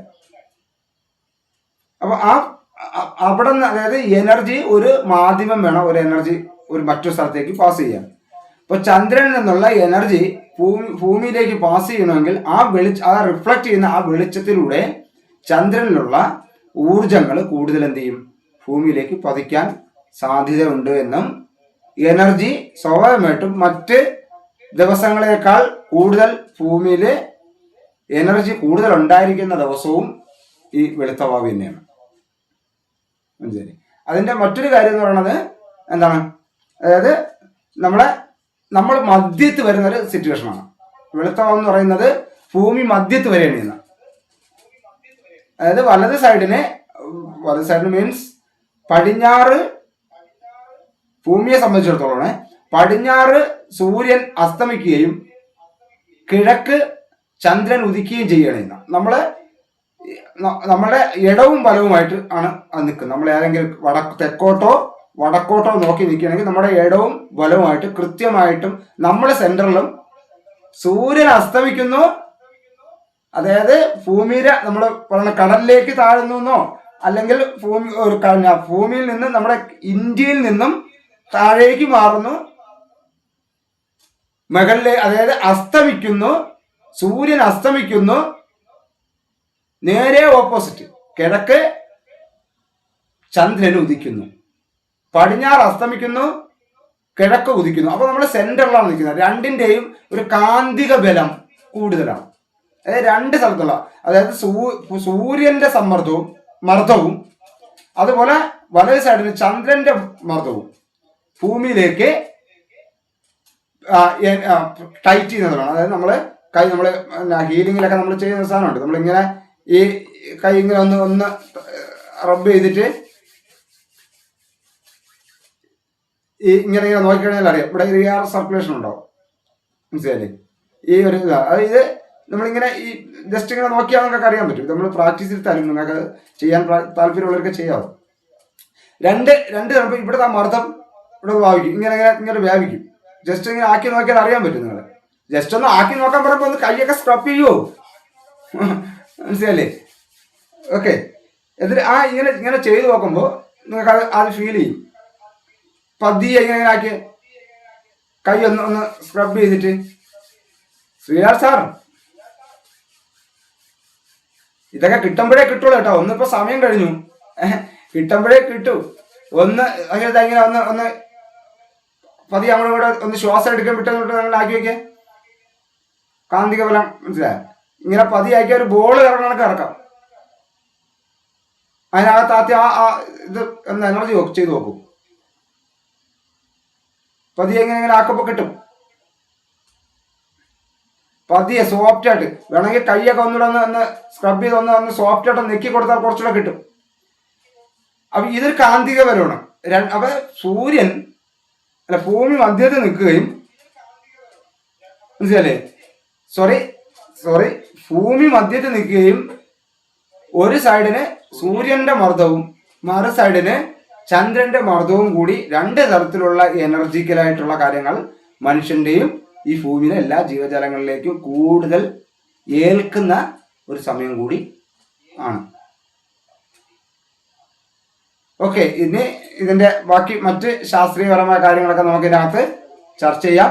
എന്തായാലും വളരെ പോസിറ്റീവായിട്ട് വയ്ക്കുക. പണ്ടത്തെ ഒരു അനിമിസ്റ്റ് കൾച്ചറുകളിൽ മനസ്സിലായി. അനിമിസ്റ്റ് കൾച്ചർ എന്ന് പറഞ്ഞു കഴിഞ്ഞാൽ പൂർവിക ആരാധകരുള്ള പ്രകൃതിയും പ്രപഞ്ചത്തെയും ഒക്കെ ദൈവമായിട്ട് കാണുന്ന ഒരു കൾച്ചറാണ് അനിമിസ്റ്റ് കൾച്ചർ എന്ന് പറയുന്നത്. മനസ്സിലല്ലേ?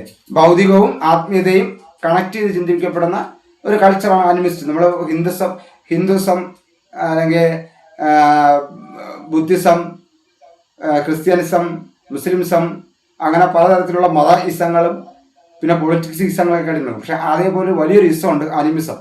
അത് ഗോത്രവർഗ്ഗക്കാരിലും ഈ നമ്മുടെ ആഫ്രിക്കൻ ഈജിപ്റ്റ് പോലുള്ള പിരമിഡിൻ്റെയൊക്കെ പിന്നിൽ പ്രവർത്തിക്കുന്നതൊക്കെ, അതായത് അന്ന് ആൾക്കാരെ അടക്കിയിട്ട് അതിൻ്റെ മേലിൽ അത്രയും വലിയ പിരമിഡൊക്കെ ചെയ്യുന്നതിൻ്റെ പിന്നിൽ നിന്നുള്ളത് അനിമിസ്റ്റ് എന്ന് പറയുന്ന അനിമിസം എന്ന് പറയുന്ന ചിന്താഗതിക്കാരാണ്. മനസ്സിലായില്ലേ? അവരെ സംബന്ധിച്ചിടത്തോളം ചന്ദ്രനെ ബേസ് ചെയ്താണ് അവർ എല്ലാ കാര്യങ്ങളും പ്രവർത്തിച്ചിട്ടുള്ളത്.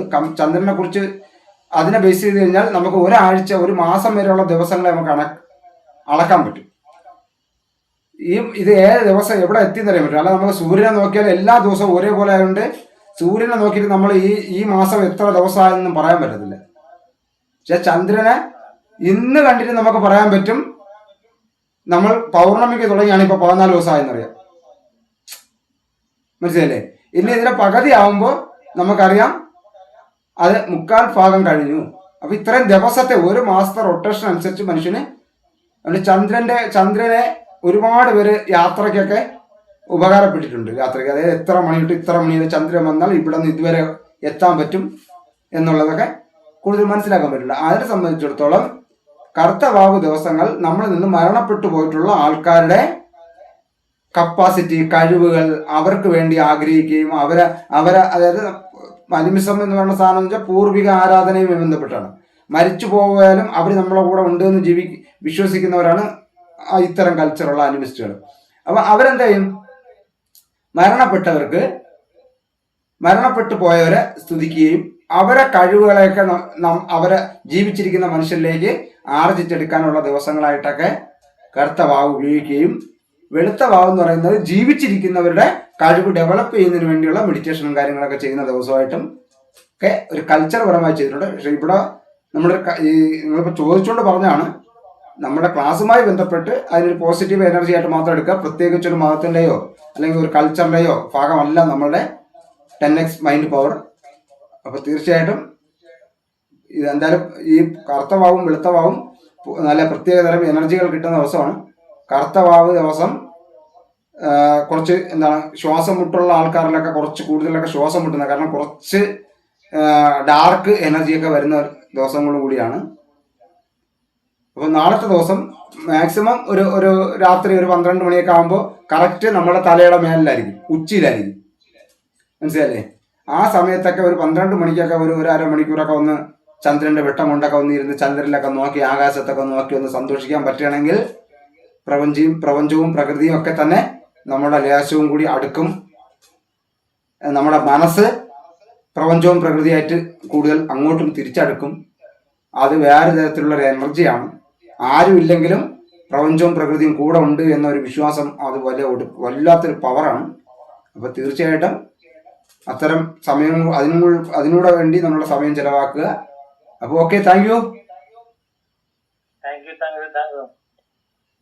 Okay, thank you. Thank you very much. Okay, thank you.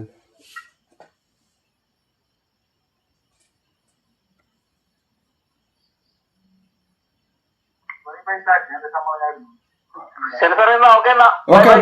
Okay.